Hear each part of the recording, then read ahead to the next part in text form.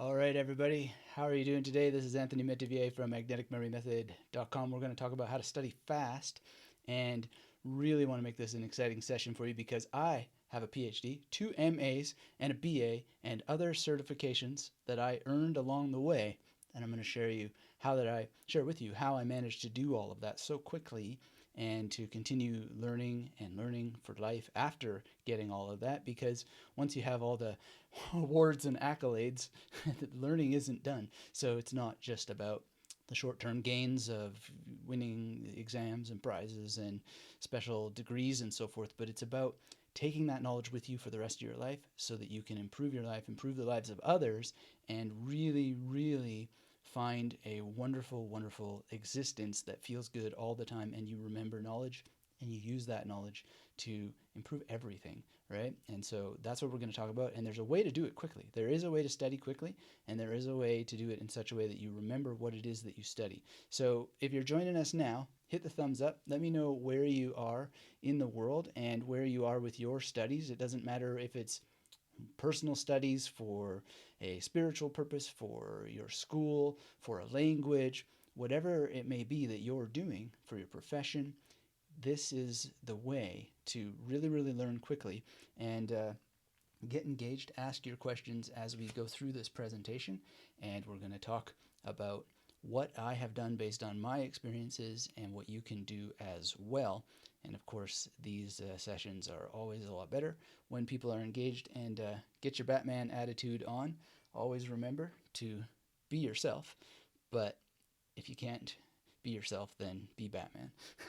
I mean, it's just a great cup there from Julie, and I always like to have it nearby.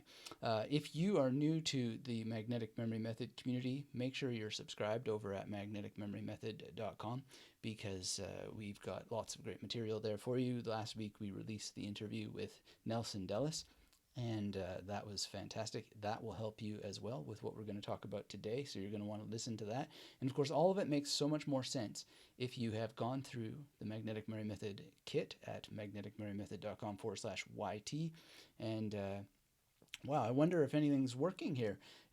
People are usually not so silent, so maybe do I need to pause and take a test?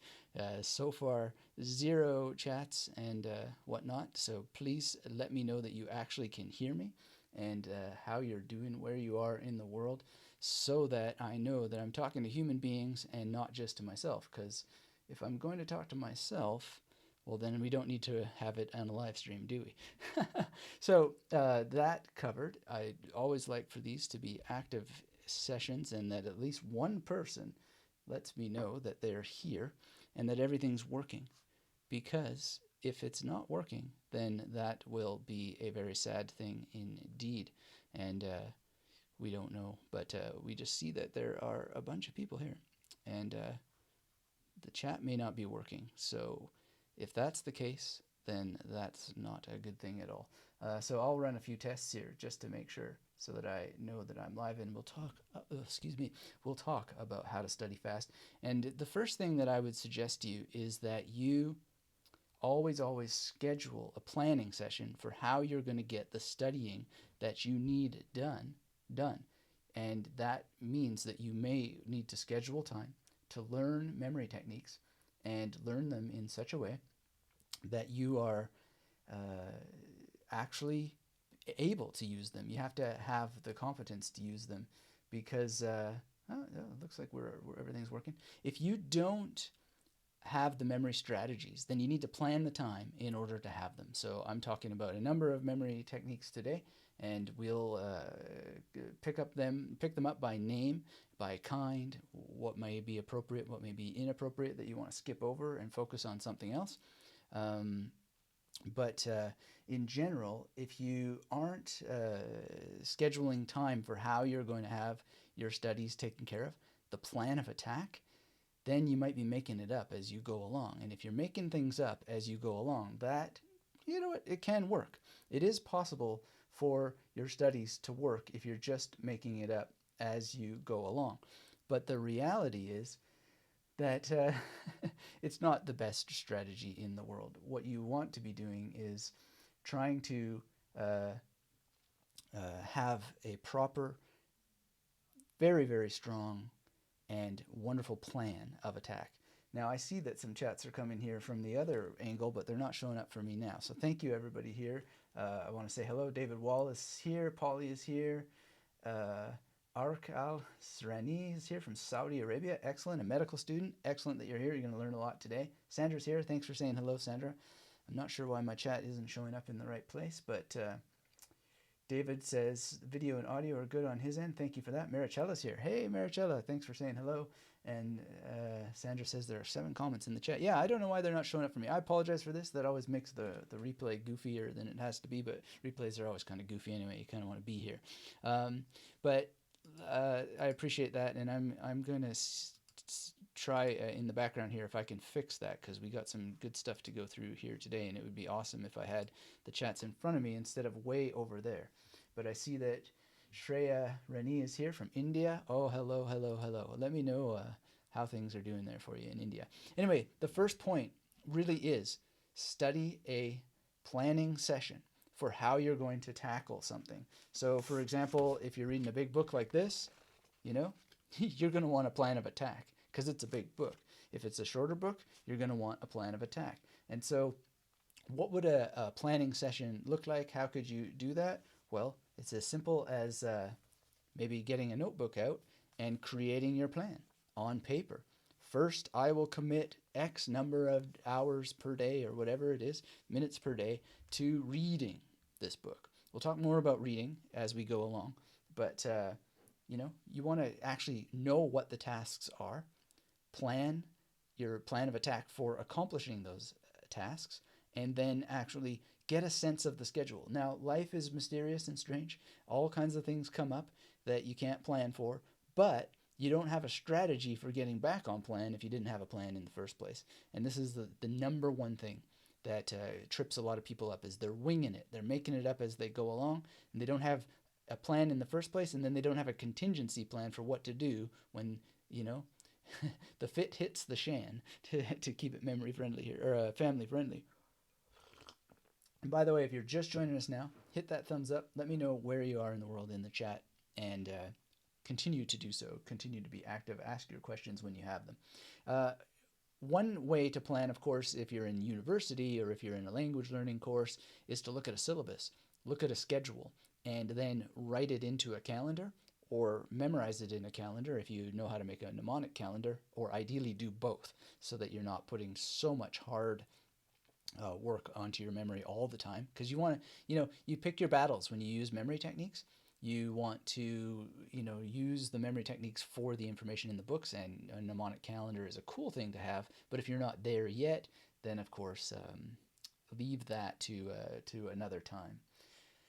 So Sandra says the voice is lagging a few minutes behind your video. Yeah, well, that's the unfortunate thing. In order to see your chats, I have to have my own live stream on, which is going to slow things down. So not sure why this is working, but I don't want to disrupt anything. Usually you can open the chat. Oh, maybe if I pop out the chat, it'll show up. Oh, there we go. Okay, so maybe this can improve it. But does that make sense to everyone? Let me know in the chat, now that I got this worked out, if that makes sense. Apologize for the lag.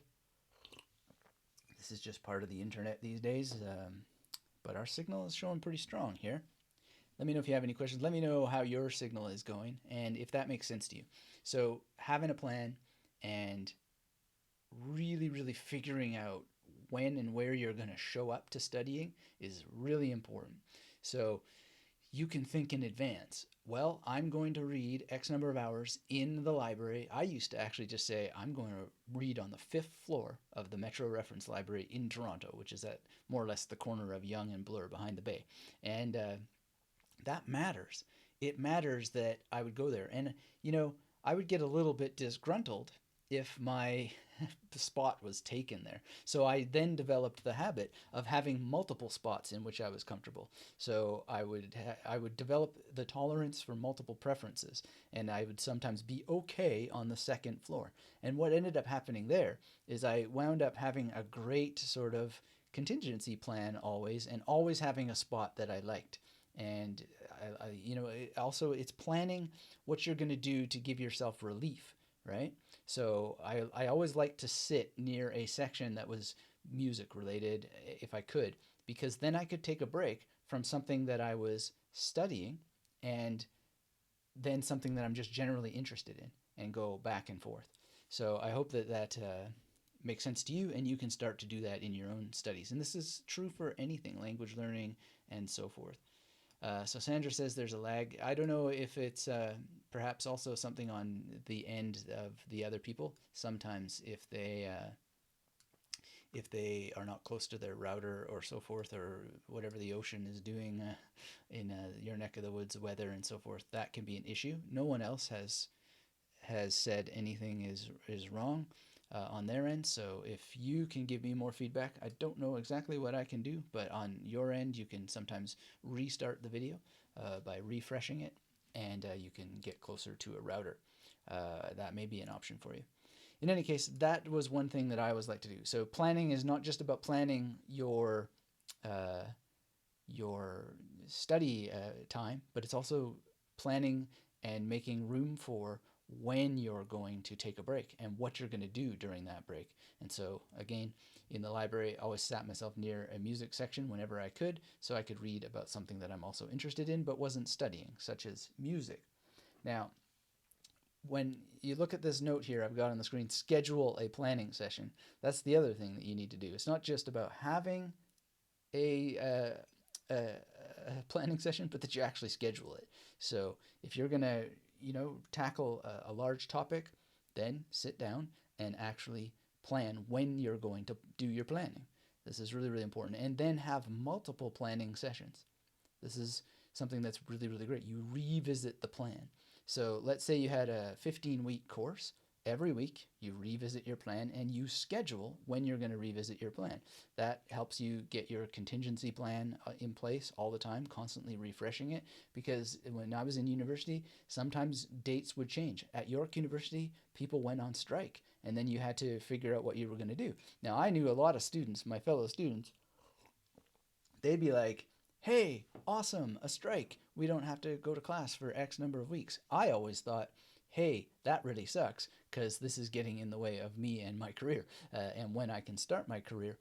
But I would plan accordingly, and I would wind up reading for the rest of the semester for as many courses, and then I would try whatever I could to get hold of what was going to be in the next semester. Often that was already available, and then I would read into the next semester and be way ahead of things, right? So revisiting your plan is something that's very, very powerful and interesting. Um, so it'll help you a lot to be actively involved and have a scheduled plan for revisiting your plan frequently, and being able to pivot, being able to make changes, but stick with the plan because you've got your own agenda. And this is how I wrote 3 novels when I was in university. It's also how I ran a small press and got involved in the many film activities. Managed to have a job during that time related to film, and constantly had free time. And all my other friends were just like, "What the heck is going on?" We're just swamped with stuff, and it's just scheduling and really, really making sure that schedule and place were in order and being there and showing up and then reconfiguring again and again and again. And it's just amazing what can happen for you if you do that.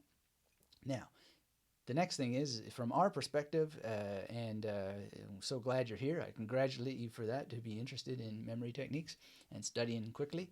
If you're new here, make sure you get subscribed to this channel, hit the thumbs up, let me know where you are in the world, in the chat here, and where you're at with memory palaces. Everybody is super quiet today for some reason, but I would love to hear more from more people where you're at and where you're at with memory palaces, because one of the things that you're going to need to do is schedule time for memory palaces, because this is one of the best ways to study fast. And if you're not there yet, then you want to schedule the time. So Shubham is here from India. Hello, Shubham. Hope I can get at pronouncing your name better. Great to have you here. Um, Yep, memory palaces is a skill. So I say here on the notes, earn the skills through SIP. SIP means you take it one sip at a time, but you study, the memory techniques, you implement them, and then you practice them with information that you actually need to learn. And ideally, in a way that you're going to get these little dopamine spikes in your brain all the time that create more energy than you're spending. And what that ends up doing for you is creates this little engine of consistency and of excitement and of wonderful and amazing reward. And you have this self-supporting system, but you need to do this. You need to actually have the skills. You need to understand what the memory palace is going to do for you and how that it does it and why that it does it, which is something that we can explain until the cows come home, but you only really experience it by doing it. You experience it by creating the memory palaces, which exercises your spatial memory and your spatial mapping. And then the more you create and use them, then the more it unlocks all these multiple levels and layers of memory that you're going to use in order to study faster and quicker. And so we're talking about autobiographical memory, figural memory, episodic memory, semantic memory, and so on. There's multiple levels of memory. And what's so cool and wonderful about the memory palace technique is how that it uses spatial memory and autobiographical memory in such a way that it strengthens all those other levels of memory, and it's explosive the more that you use it. And then you just continue to study the techniques, implement them, practice them, taking it all one sip at a time, and you'll get better and you'll get faster, and you'll be just quite pleasantly surprised and enthused by what it does for you. So we're going to talk about this in the context of the final exam, but let me know if you have any questions. And if you're just joining us, make sure you hit that thumbs up. Let me know where you are in the world, what you're doing, and what you're thinking. And one of the most incredible things that you're going to be able to do if you master this is really, really work on some super fast abilities to encode in your mind what it is you need to remember. And even if you have some near misses and your magnetic imagery and so forth isn't as strong as it could be, then you're still going to come off doing way better than you would if you didn't. Brunheimer is here. Forest strategy. Good to see you. Did I get that right? I hope so. And, actually, I should take that back. I don't hope so. This is not about hope.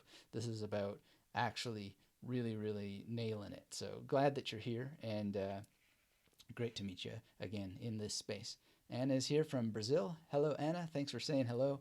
And, well, yeah, Brazil is such an interesting place. I really need to get there at some point. And Brunheimer says, yeah. So amazing, amazing. And, to make sure that forest strategy stuck there, as well as Brunheimer, I thought, well, I could go a little easy on the Brunheimer thing, but I did it anyway, because you're unless you show up under a different name, it would be Brunheimer there. But I just made sure that I revisited it a substantial number of times that I know that I generally need, and then I let it go, and then here it is. It worked. So Anna says, I bought a book of yours. Thank you for that. How to memorize Bible verses. Oh, okay. Well, how to memorize. Maybe somebody translated it into Portuguese there for you, but. Yeah, how to memorize the Psalms. Great, excellent. Thank you for letting me know, and really appreciate meeting you. I always love meeting people who have one of my books or courses. So let me know if you have questions about that. And congratulations on taking action in that way and studying, because as you can see here, you want to study these skills, implement them, and practice them with something that's interesting to you and that you love, and that's going to give you that feedback, that crisp, wonderful dopamine kick in the head that enables you to really continue to grow with these techniques. So if you're interested in scripture and so forth, I'm actually memorizing what you might, it's not really scripture, but it belongs, some people consider it scripture, which is the Ribhu Gita from the tradition of Advaita Vedanta, and Evolving Beyond Thought collects it all here. And I'm getting quite deep into it and memorizing a lot, and obviously having some experience memorizing poetry and other forms of scripture has been really, really helpful. And it's just a matter of rinsing and repeating. So everything that I say here is schedule a planning session, create your memory palaces, earn the skills through studying, implementing, and practicing. And now I'm studying and implementing and practicing with essentially software for cleaning the mind, which is in the Ribhu Gita, a number of interesting questions. All right, Christian is here. Great to see you, Christian. Thanks for saying hello. Always wonderful. And we are booked, you and I, to. I shouldn't be pointing. That's rude, even live, right? Point, point, point. Where are you? um, we're booked to have a chat to record something for the Magnetic Memory Method world. Really looking forward to that.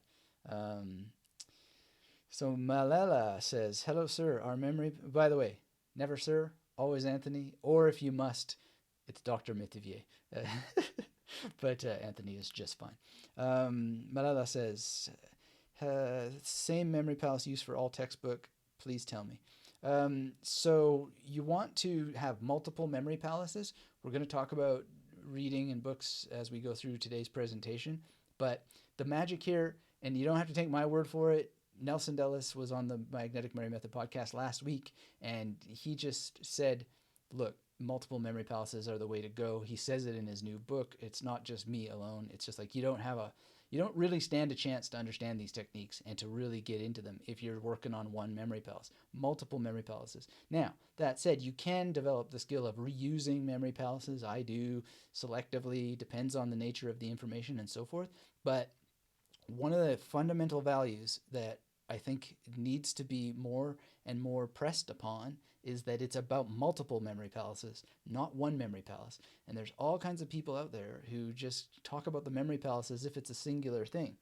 Now, we had a question on this channel recently about, can people just use memory palaces automatically, or are they using them unconsciously in any respect? And the answer is that the reason the memory palace works is precisely because spatial mapping is going on all the time anyway, right? It's just something that we do. Look, even to, here's the Kindle versus physical book debate, right? The reason I read physical books is because there's a memory advantage just in terms of spatial memory. Hey, where's halfway through the book? Where's a quarter of the book? And so forth, right?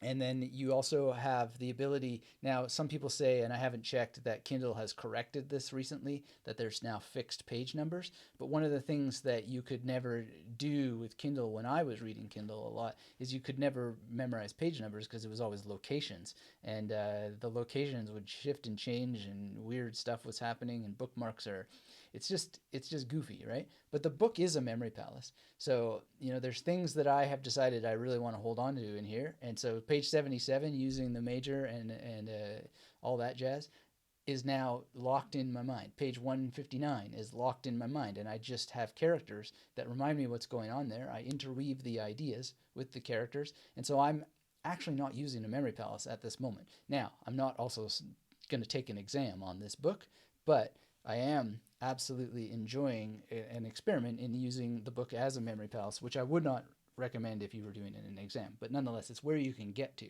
And so page 77, page 159, these are the major pages that have had some great importance to me. One of the reasons being is because we're talking about nestic memory, episodic memory in this book. And as if the author and I are having this conversation, which is exactly the point. We are having this conversation. And we're having it through the magic of reading. But the reason why I can get to the level where just the pages are a kind of quasi-memory palace is because of the abilities that focusing on spatial memory has done for me, and that it's used in a particular way, which is, something that I wouldn't necessarily do if I was a student of this. I would use a different approach for my exams and so forth.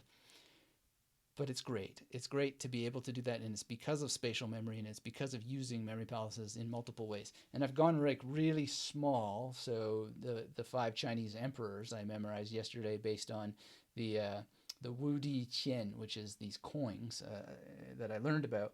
And so I just used the coins themselves as a kind of little mini memory palace to help encode the names.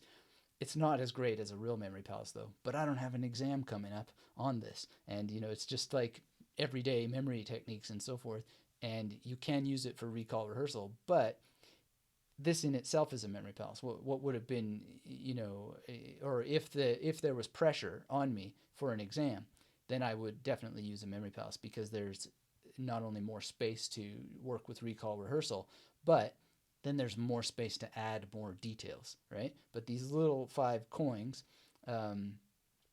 they're pretty much it. Like there's not going to be a whole lot added there. Although conceptually you could work it out and do stuff if you wanted. But I wouldn't do it if push came to shove for an exam. So let me check in with the chats here. Anna asks, what do I think about GSM course as an expert? Let me know what GSM course refers to. Please give me more details on that. And I will wax messianic or poetic as the as the case would be. Sandra says, congrats, the book did not appear reversed. New software. Well, Sandra, I'm not on the iPhone, and we're doing this constantly trying things to make these live streams better and better. And so this is a different software called OBS for anybody who does live streaming. And we've also got Ecamm Live that we're going to try with some future things. There's a huge debt to pay in terms of learning, and I really appreciate everybody who's patient with these and keeps showing up. So thank you everyone who's been here, and thumbs up to 21st century technology that lets us do this. And thanks for noticing, Sandra, because I still want to do some live streams from my phone. I'd prefer to be on the porch. It's very sunny outside, but by the same token, we got a green screen too. Like maybe we can look like we're in outer space in the future. It's going to take some experimentation, so I appreciate your support during that. But in any case, toys, really lots of fun. And of course, these live streams are also a way of us getting in touch together and having questions as we go through these presentations. So thanks for noticing. Bruntheimer, Forest Strategy. I can't wait until you release your next book on meditation and concentration. I think that you did quite extensive research on that subject and very curious about what you found. Yeah, absolutely. This is the outline is done. There's a couple of things that I want to add to the outline, perhaps, potentially. And I actually would love your opinion on this, Bruntheimer, Forest Strategy, because one of the things that I'm thinking of doing here is just going to get it represented by a press. So historically, I've always published my own stuff, except for my academic writing where it was in journals or books. And, I have a, chapter in big books like this, academic stuff that nobody reads because it's boring. Actually, the stuff that I wrote is probably not that boring, but it's written in a way that is not as accessible as I know how to write now. But in any case, and I used to use these crazy titles with sometimes invented words, and like, for example, autolog is one of my academic papers and so forth. Anyway, the point is not what I wrote in the past, it's the future. And I was thinking for this book, it might make sense to try to either get a quote-unquote deal like Nelson did with Remember It with an actual publisher, or get an agent who gets a deal for it. And so I'm kind of curious because like the memory connection was a wild success. It was too successful actually, so I stopped doing it the way that I was doing it, and we'll re-release it in a different way in the future. But all the time that I spend on doing my own publishing and stuff is time that is taken away from doing live streams and hanging out with all of you. So I'm kind of curious what your thoughts are. The cost of doing it with a big publisher is they may say, oh, well, this is too complex. You're putting a huge burden on the reader by doing, all this ninja stuff that you do and blah, blah, blah. And I think, no, wait a second. I have more respect for my fellow human being than that. If they are not ready for the book, well, then they can go read another one first. And I talk about the other books that they could go read. Like all the memory books do this. They're like, well, these are the other books, and begin there if that's the thing, and then come back, right? And I think that that's the honest and ethical thing to do, is make sure that the person is you're not dumbing things down because market research and blah, blah, blah says, hey, the market can't handle this. We better make it simpler. And what's the entry-level book? I've never written an entry-level beginner's memory book because I don't know how, and I don't think it would be authentic to do so. And there's so many already there. So, this is part of my Batman reputation and the mechanic reputation. I fix the problems the other memory books make because they're just not in the tradition. They haven't read all the old stuff. And it's the same thing with the meditation and memory book that I would do.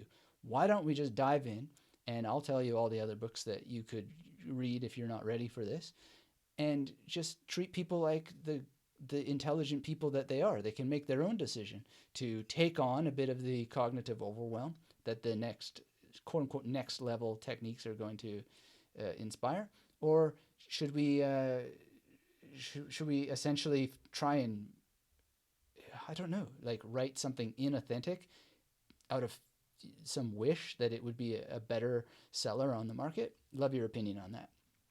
Since you're interested in the book, because I was just going to write it the way that I would write it, which is pretty heavy hitting. Like, look, this is how you do it. If you want to bring meditation and memory together, let's rock and roll, And here's the stuff that I read to get here. This is what I do, and this is what I do. And it's a lot of sitting down and using particular memory techniques in meditation to guide better meditation that improves your memory. So thank you for your interest in the next book, Brunheimer Forest Strategy, and let me know your thoughts about that.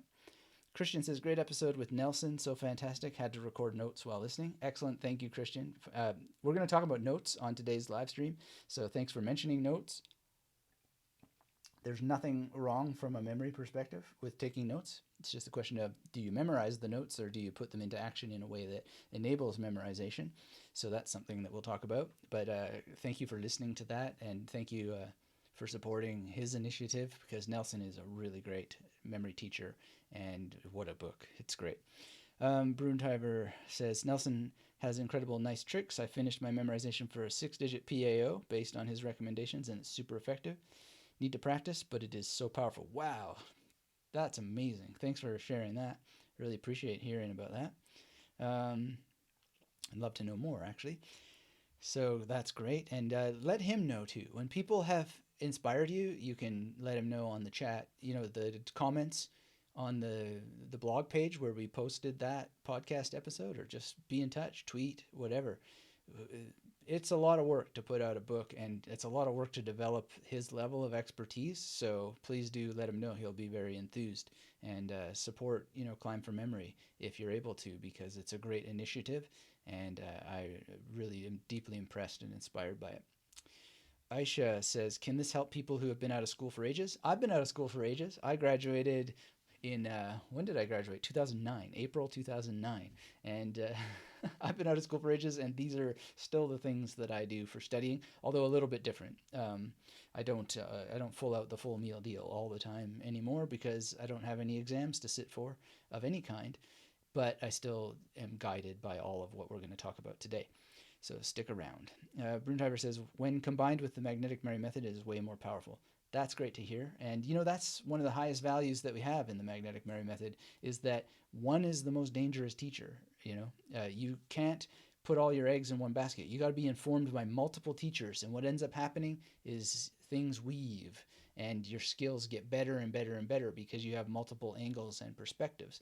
And so all the things that I do are informed by the ancients, basically, and then also the memory champions. So I brought them together into a crisp, clean application. But it's going to really help you even more if you then take the inspiration to do what I did, which is to continue studying the tradition and really be a student of your own memory and the memories of others, because that's how you continue to grow over time. And it's one of the most important ways to learn how to study fast, actually, now, to try and tie this in with our current topic. And I love the chats, by the way. Keep them coming. Hit the thumbs up. Let me know where you are in the world, and how things are going with your study situation. But the thing is that I continue to read memory books both forward and backward in history, and I know often in advance when the next memory book is coming out, because I know pretty much everybody, and they let me know. And hopefully, if I don't know them, they'll let me know who they are, and whatever. I'm just a part of this community, forward and backward, and it's what I continue to do for my own personal practice, which gets better and better, but also to help you better, right? And to demonstrate the value of continual study, continual application, and supporting your teachers. When you've learned somebody from a teacher, it is your duty for reasons of everything from respect to karma, to really support your teachers and let them know that they've been helped by you and be part of their community like you are now with the thumbs up and sharing these videos and generally just taking care of the people who are taking care of you by sharing their knowledge. It's very, very important. And it's one of the ways that you actually can improve your ability to study faster.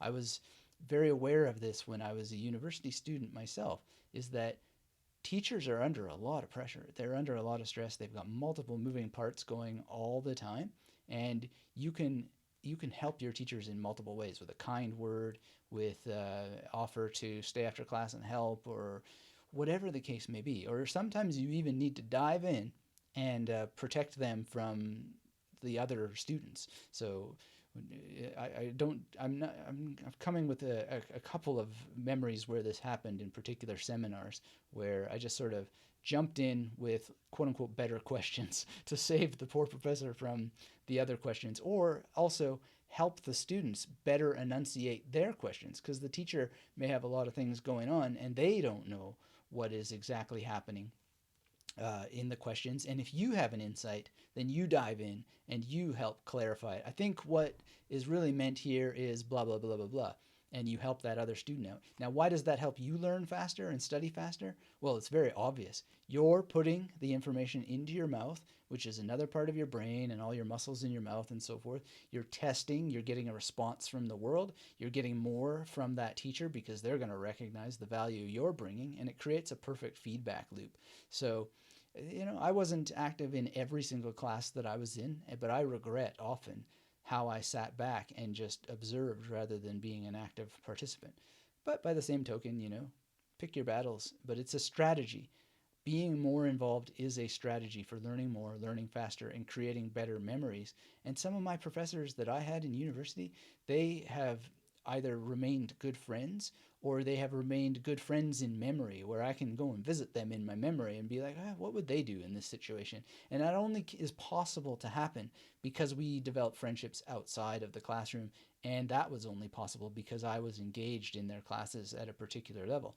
And then, because I did my BA and my PhD at the same school, I was then also able to strategically pick from people who knew me years ago and have them serve on the committees later, which didn't mean that they were partial to me or anything like that, but and they weren't, because they if that was my strategy, it would have backfired, because some of them were really, really tough on me, and one in particular tried to tip the boat a little bit, and I think it was pretty savage. But it was more about the having someone follow my concerns over multiple years and basically be patched in to what it was that I was trying to accomplish, my mission and so forth.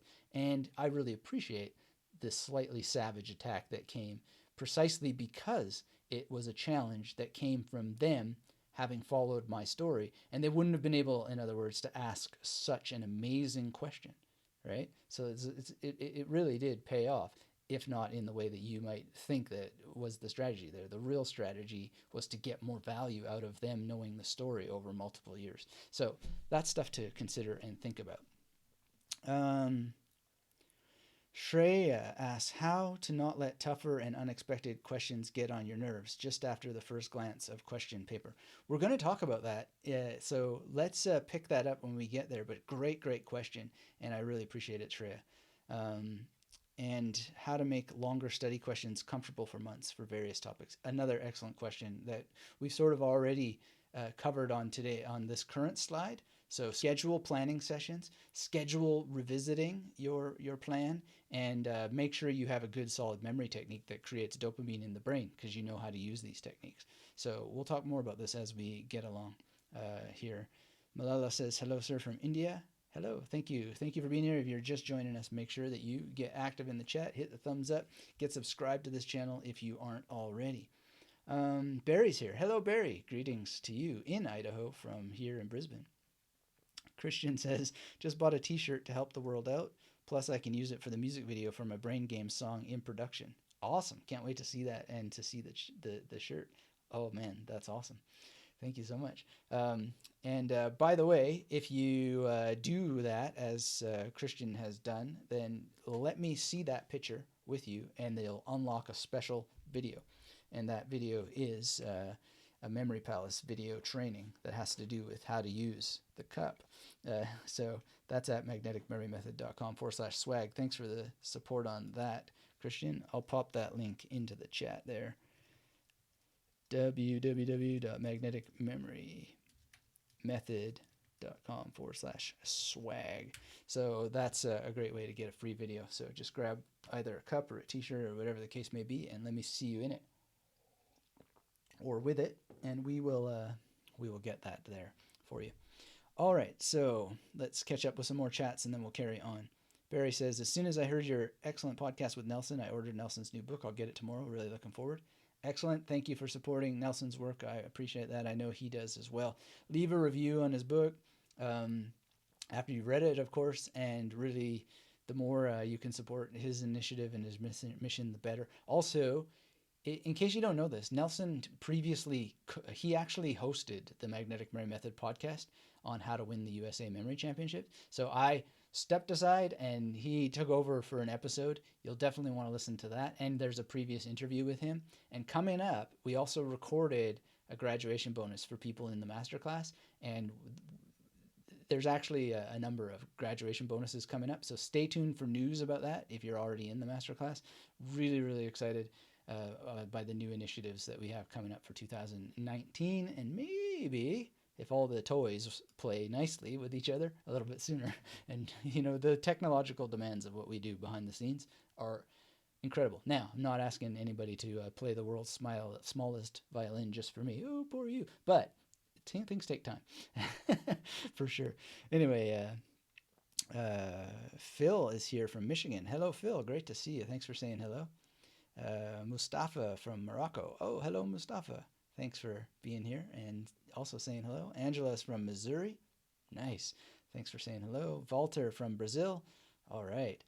Angela says, still learning how to use memory palaces. Angela, if you haven't taken the free course, it's at magneticmemorymethod.com/YT, and that'll get you started. Phil says, I want my daughter to use mind palaces, but they say it's not the correct process to learn. How do I help my daughter learn how to learn? Phil, great question. Who is they? Who says it's not the correct process to learn? The number one thing is for you to answer that question for yourself. And in terms of how to help your daughter learn, what age is she? That would be a good question to know. And let me know also where you're at. Because the number one thing that I always say to parents is it's probably not the best strategy to throw the memory palace at kids until you can do it first. Because they're going to have questions. They're going to want your guidance. They want you to be their guide. You know, I learned a lot from my dad from guitar, and I was so glad to have a guitarist in the family. So yes, I went and had some teachers, but I never learned anything from any single one of those teachers more than what I learned from my dad. Observing my dad play, playing hour after hour after hour of music with him, and that's really why I still play to this day, is because it was so essential. So the number one strategy to help your children learn is to be a learner and learn with them, guide them from the basis of your own experience, and learn the memory palace technique for yourself and learn it together. So I don't know what the age of your child is, but you know, let's say I had a kid and they were learning the times table. I would be like, okay, here's the memory palace. I would judge and gauge where they're at and so forth. And I'd say, look, you know, 2 times 2 equals 4. How are we going to memorize this? And I'd take them to the bedroom door of their own bedroom and say, look, there's two pairs of shoes here. And when we have 2 by 2 by the door, that makes 4 shoes, something like this. So now we're having a memory palace and the rhyme technique, right? And then they'll get it faster. 3 times 3 is 6. Well, then you could have some sticks in the fireplace, whatever, right? Like, you got to use your own thing, but do it for yourself, learn the techniques, and pass it on.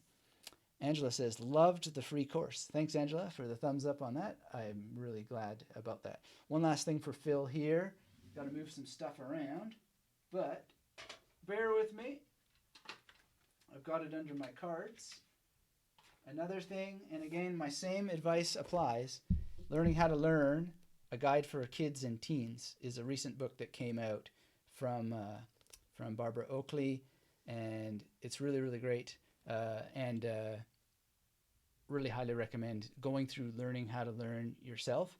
And Terence Sainowski is also really great, and his parts in the book are really, really great. And one of the things that's cool in this book is that they help you learn pronunciations and so forth. So I didn't really know how to say Sainowski, but then it taught me the pronunciation. At least I think I got it right there. So definitely check out Learning How to Learn, A Guide for Kids and Teens. And we're going to be featuring this um, in the future. But at the same time, I still think my advice would stand is to learn this yourself. Learn this yourself, and then teach the child through observation, through demonstration, and then answer their questions based on experience that you have yourself.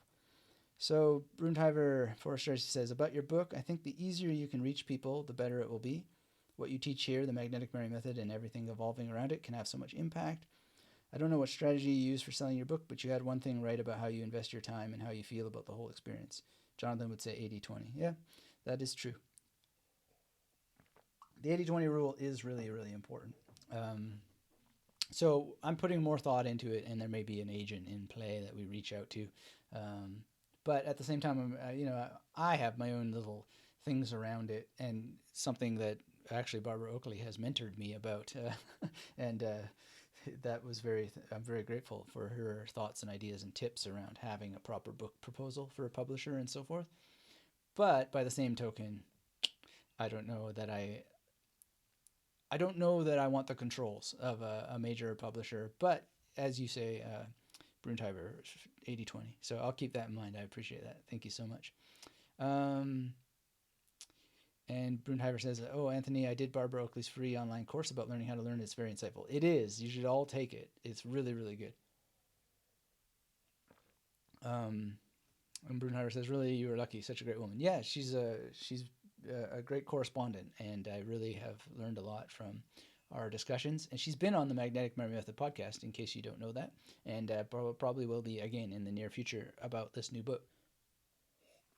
We've just had so many books to help people bring attention to this month, and so we've got a feature in September here about Mind Map Mastery by Tony Buzan that was released, and something was wrong with our share buttons on the site. So the strange thing is that it didn't get shared around as much. But when you're on these sites, please hit those share buttons, which are like the thumbs up here. And the reason to do that is because it helps us continue helping you, and it makes the world a better place, and really helps other people find these techniques. And always remember, the magnetic memory method is about many teachers, and it is the destination for everybody to come. And really, basically, if they haven't been on the podcast, it's because I either just don't know about them yet, or they said no, which happens, which is strange. But some of these people are memory competitors, and they are in competition in weird ways. But maybe they'll come around in the future, or there's just been timing and scheduling conflicts, etc., etc.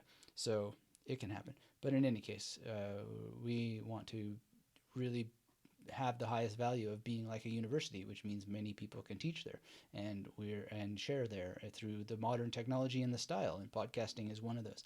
So we always appreciate your interest in that and your support. And great to read today that so many people have heard that interview with Nelson, and really appreciate that. And if you weren't able to share it back when you were there before, please go back and share it around on LinkedIn or Facebook or Twitter or whatever it is that you prefer to use. That's much appreciated for the benefit of those guests and for the benefit of the larger world and community to find these kinds of conversations, which are all too rare.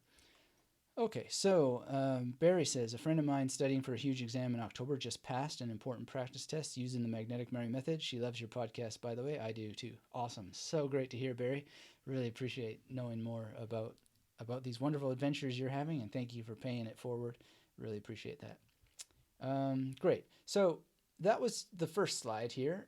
So just to wrap up, schedule a planning session. Make sure you schedule that you're going to plan many, many times to revisit that plan so that you can check that everything's in schedule and so forth.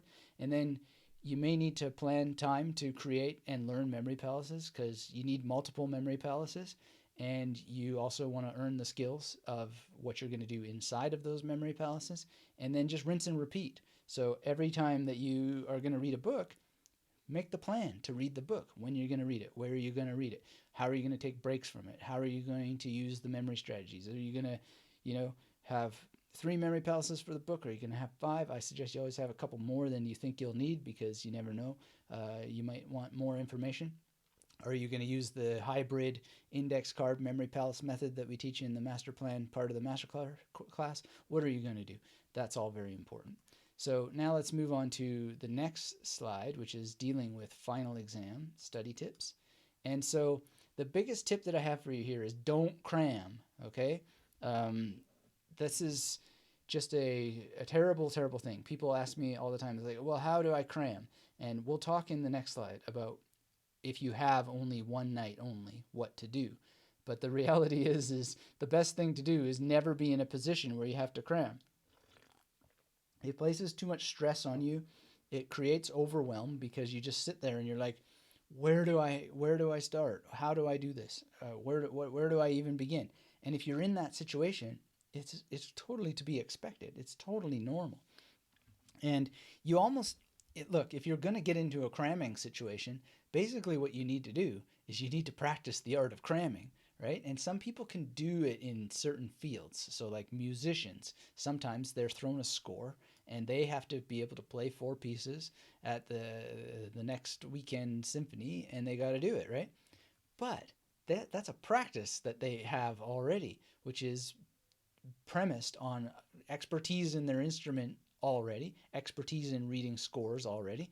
When I was a kid in band in school, I went and competed in the yearly competitions for speed reading, or sight reading rather, sorry.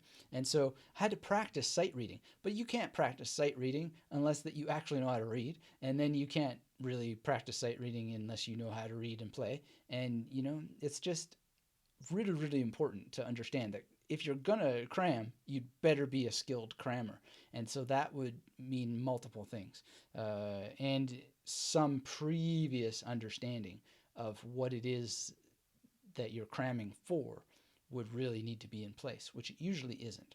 So when it comes to a final exam, everything I said on the previous slide stands.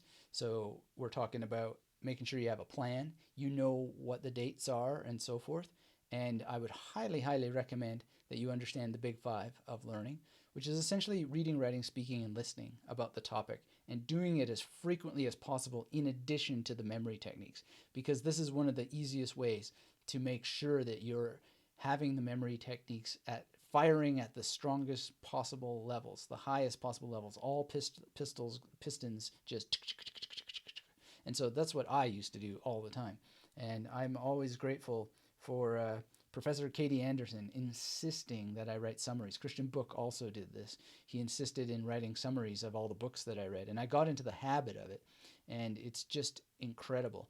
And I still to this day write summaries of the books that I have read, if that I know that I want them to become part of knowledge. And that's just one of the big 5 of reading, writing, speaking, and listening in ways that support memory, and then using memory to support the reading, writing, speaking, and listening.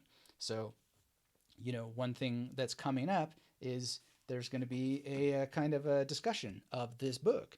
And so my discussing that book, and I discuss it every opportunity that I have, is the reading or the speaking and listening part. Because you also listen to yourself speak, right? And we'll talk about that more in a minute. But don't cram, and give yourself space for the big 5. If you have to cram, then you want to get as much of the big 5 in there as you can, right? So write a summary of whatever it is that you read. Make sure you're speaking about it. Supplement with, I don't know, whatever you can find in terms of video lectures or podcasts on the topic. And there probably are these days something. When I was in university, if you wanted to go and listen to a podcast, that meant going to the library and trying to find audiobooks or audio lectures that may have been recorded.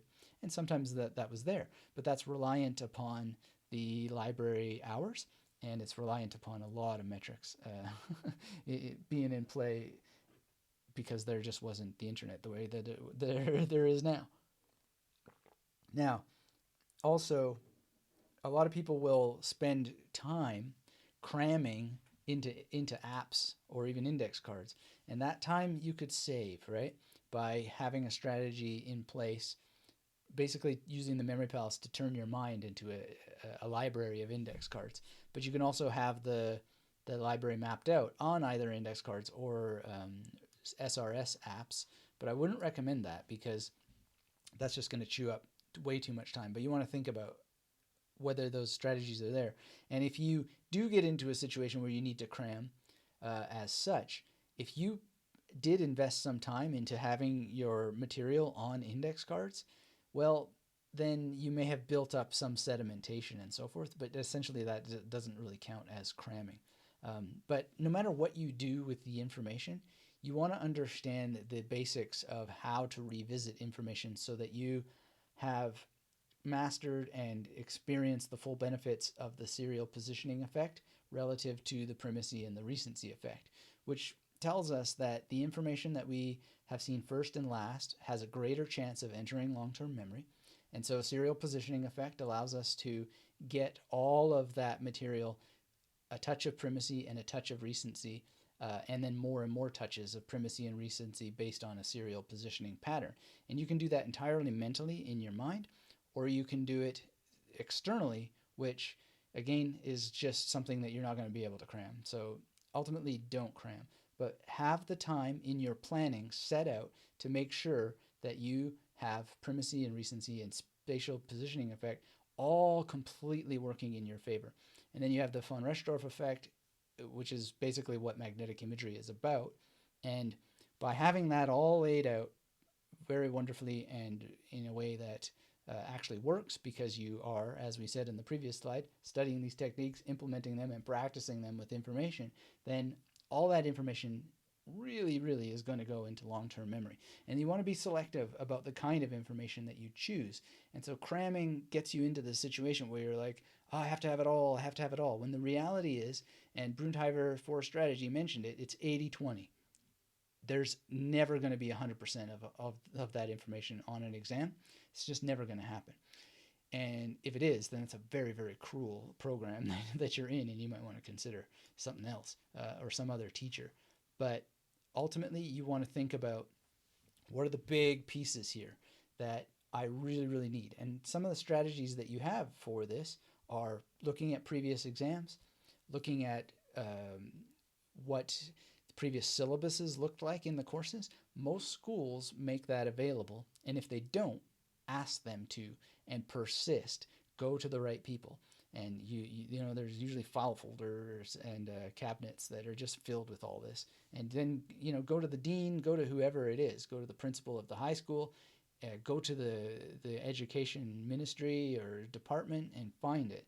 And you'll if you whether you have to cram or not, if you can get hold of that information, you'll start to prime your mind for the most likely high level information that's going to be on that exam, that's most likely to be there, and then prepare for that. I also recommend that you really think about study groups. Offline and online mixture these days, you have the benefits of that, but definitely offline. And one of the great things that we used to do in grad school is we would have study groups where each person was assigned a reading.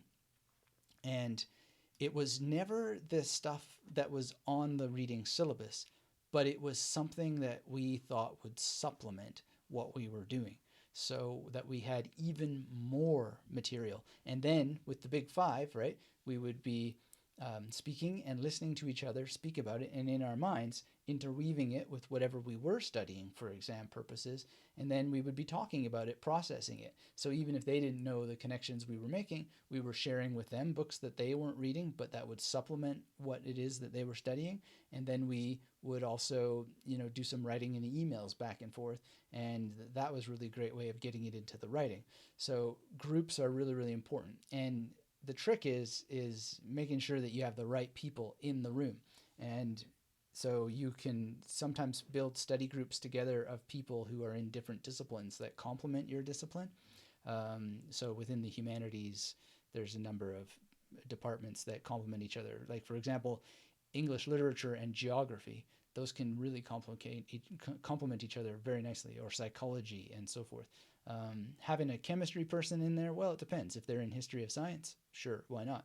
But if it's just hard math and stuff, then maybe it's not the most complementary thing.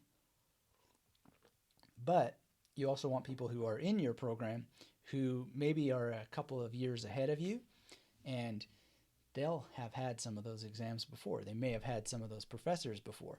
The more people you know, the more people you can talk to, the more you never get yourself into a cramming situation, right? But never forget the actual professors themselves, the people who are either writing the exams or represent the people who write the exams. And just ask them. Ask them. So, any questions about this?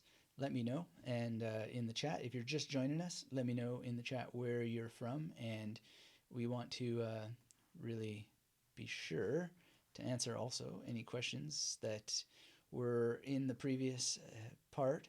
So I know that Shreya wanted to know more about how to, you know, um, make sure that you're not letting things get on your nerves, and having a community that supports you is a great way to do that, because things do get on your nerves, right? But when you can share that with people and also help them deal with what's on their nerves, that will be a huge thing. We're going to talk about other things as well, but it can help increase the comfort and help reduce things getting on your nerves. And we'll also talk about how to deal with your nerves in the specific exam situation as well. So that is coming up on our next slide, or on our future slides here. But let's go to number 3 here. So, as with cramming, if you did have to study everything in just one night, well, don't let it get there. Don't get in that position. But if you do, break it down. Break it down. So, let's say you had an exam on this book. Then you would want to think, okay, so how many chapters does this book have, right? And then you'd want to think, how many pieces of information am I actually likely to remember tomorrow, right? And break it down, and then do a little bit of math and say, okay, it's got 10 chapters, for example, then maximum I'm going to memorize 3 things, and then read for the 3 big ideas in each of those chapters. If you have a memory palace, make sure it has enough stations, a little bit more than that, and just do what you can to encode and break everything down. Again, find example exams if you can. You should be able to these days on the internet find something from some school, even if it's not yours. Consult with others, even at the last minute, and just work on the 80-20, right? Capture and memorize the big fish, the big ideas. And here's something that is really, really not something I'm going to directly recommend, but it's something that I did in university, and it was really, really helpful. And that is, I never left a question blank, and I would just answer what I knew that was closest to it. And I got an A on an exam one time where I just said, this question does not relate to anything I covered, but here's what I'm going to answer anyway. And I went and wrote a long essay answer on something completely unrelated. So what that was, this was a 4th year English poetry course on it was romantic literature, but we did a lot of poetry and drama and a couple of novels.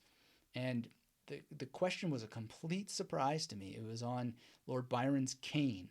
And I had over-prepared, apparently, never expecting that Byron's cane would show up on this exam. And I wasn't prepared for it. I'd given it a cursory glance and just thought, this is, I strategized that my chips were much better placed on the professor's core focus on Wordsworth and Coleridge, and there was just this fat book that had to be read for the reasons that I don't know exactly why that our focus needed to be so much on that.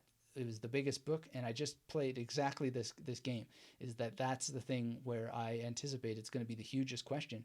And so I just invented my own question. So instead of talking about Byron and Kane, I talked about Wordsworth and Coleridge, and especially focused on Coleridge. And I ended up getting an A on the exam anyway. So never leave anything blank, and really prepare to be surprised. Prepare for unexpected things to be there, and just answer something, right? And I've done this in other exams as well. Science, for example, I was expecting a lot on Kepler, but it just didn't appear. There was other stuff, and so I just talked about Kepler anyway. So it's a good strategy. So Harvinder's here. Hello, Harvinder. Thanks for saying hello. Great to have you here. Always good to see you. Uh, Phil says that he had Barbara Oakley for a professor. She's great. Wow, that must have been like in an actual class. That would be awesome in person. Um, Sandra says, I always told my students to put something down, and we're waiting for you to finish that thought. But yeah, it's just put anything down.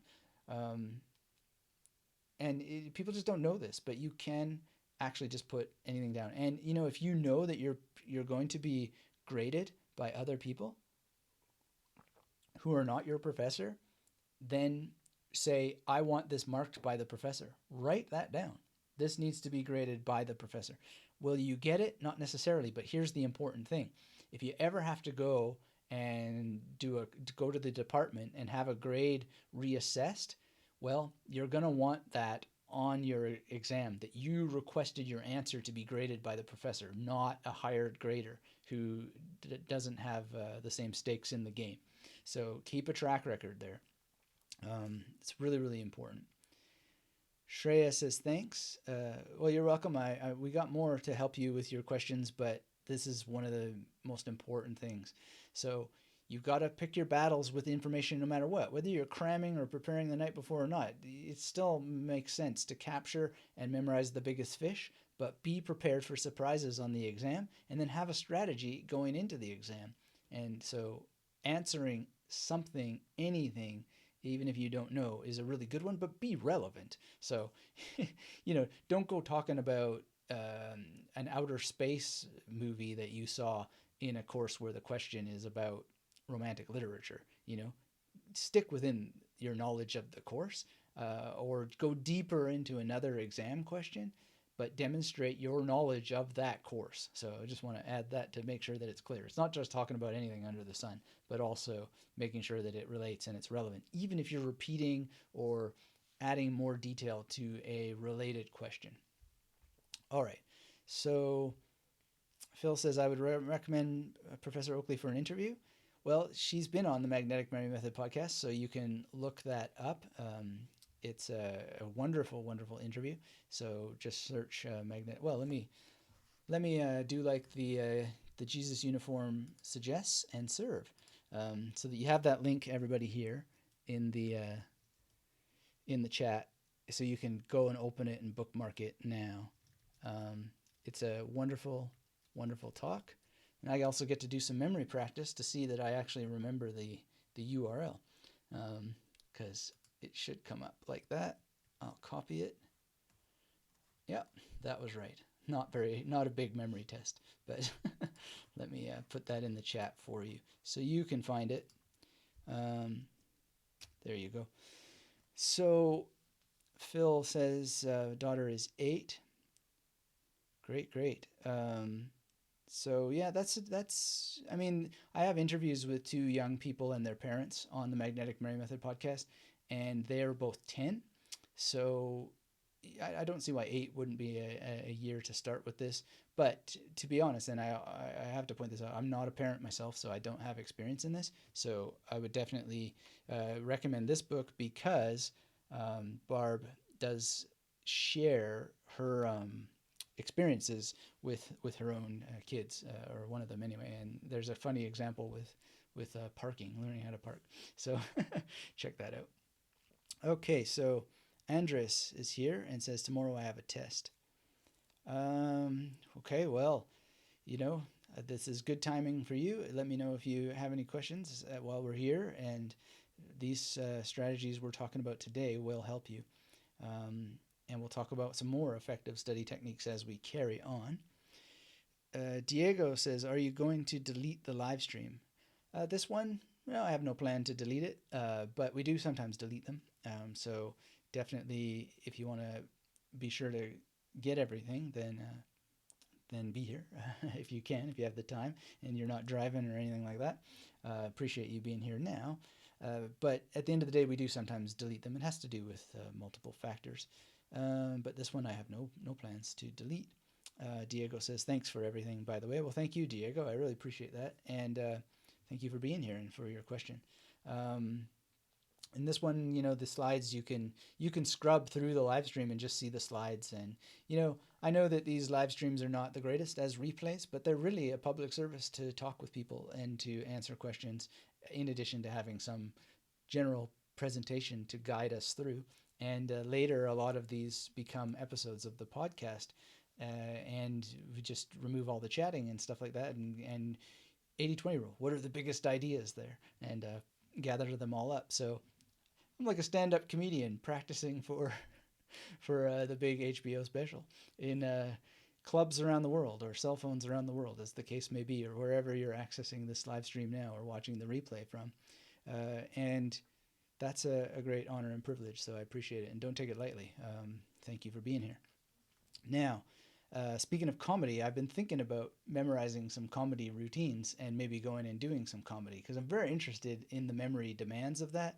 And we had Kevin Rogers on the Magnetic Memory Method podcast, who was a comedian, and we talked about that.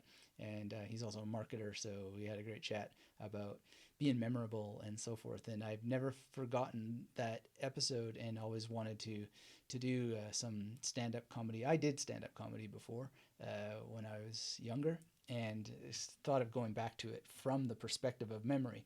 And I'm just trying to think of jokes that would be funny about memory, but so far haven't really come up with many, because they need to be generally funny to people and not like shtick about memory techniques. I can't even begin to think of where we would make jokes about the major method or the memory palace or something like that enough people would understand. But something I'm thinking about as a project. And so, not, I mean, the study techniques and how to study fast certainly relate here, because, for instance, improv. Improv is something that actually draws heavily on memory. So it's very interesting. And you have to be a quick study of the present moment, which is another sort of topic to think about. In any case, never get yourself in the position where you have to study in one night. That's pretty much the advice. But if you have to, then always focus on the big fish. And the big fish is a good way of thinking about it, because thoughts and ideas, they wriggle around. And the more big fish you have, then the more likely you're going to be able to keep them in the net, because they'll capture each other in the net. So that is something to consider. This metaphor of the fish as being very appropriate, because Aristotle has his aviary metaphor, and then there's the wax tablet metaphor, and so on. But so far, I don't think we have a fish metaphor. Maybe that's where my memory jokes can come from, fish. Sandra says, give me something to give you points. Oh, right. You tell your students to put something down and give you something to give you points. Often they would include something I could use to give them credit, and attempting to put something triggered their memory to recall the answer. Great. That's great. Yeah, like thinking of it that way is like everything you put down is potentially a point, and there's rarely anything you could put down that they're going to take points away. So that's a good way to think about it. And true story, when I was teaching film studies, I didn't want anybody to fail my courses, so I would usually put like way too many bonus questions that were impossible to fail, to make sure that everybody could pass. Like, where does Mickey Mouse live was one of them. And the answer is that since he doesn't exist, they could put anything and it would still be right. But, everybody put Disneyland, and that was what I was thinking. So a bonus point. In any case, that was approved by the university, by the way. I had to have my university's, I had to have the university's approval of the exact exam that I put together, and they let that one go. But it was film studies, right? So if it had been something else, I would have put some other equally easy question there. But I didn't ask all easy questions, and so, but I also am very opposed to ever failing people. I'm not really a big believer in the point-based system, but it is there, and it's a reality. So that was my way of dealing with that at that time. So Shreya says, one more question. How can I always play my syllabus topic in the back of my mind so that I'm always comfortable with what I've already read?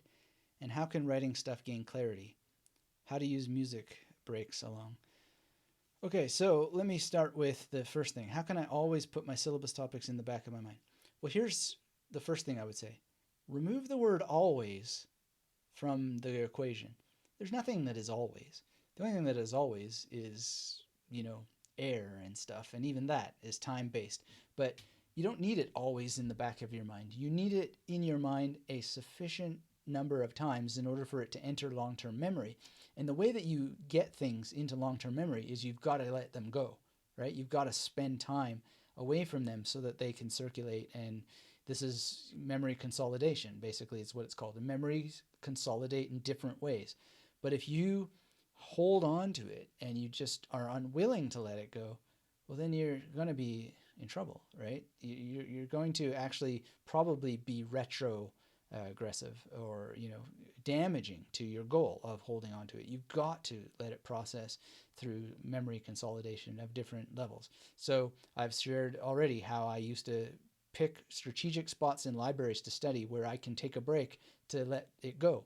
And so go from reading heavy philosophy to reading about music, just my general interest in music. To this day, I still read music as a general interest, not to memorize anything from it, although sometimes I do memorize the odd thing, but just to go and continue to stimulate myself in something that I'm deeply interested in, to take a break from the heavy duty stuff. So it's not always on the mind. You don't want the stuff that's always on your mind. You want to take breaks. This is very, very important. So that goes back to slide number 1 on this presentation today. Make sure you have a plan and you schedule taking breaks.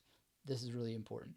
And you'll find that if you till the soil of your mind in this way, you'll get the stuff into long-term memory. Um, Now, Shreya asks, how can writing also help gain clarity? Well, this is a very good question, and it's quite complex and simple at the same time.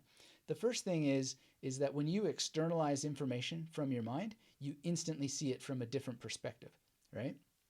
So that's one thing. Let's say it was just a pure brain dump from memory, verbatim text that you memorized, for example. Just getting it out, you'll see it from a different perspective. The other thing is that you'll often see that you don't understand it as well as you thought you did. And so then you can see what you need to work on because of the externalization. That instantly gives you more clarity. The next thing that's really, really important is that it is a means of helping it get into memory. So you're exercising your memory by externalizing it. And so definitely, definitely do it for those reasons alone. The other thing is that if you have explained it on writing, you could show it to somebody else and say, hey, was this clear to you? And then you'll get their perspective, right? So those are the core reasons why you'll get more clarity from it and why it's so important. And then how to use music breaks along?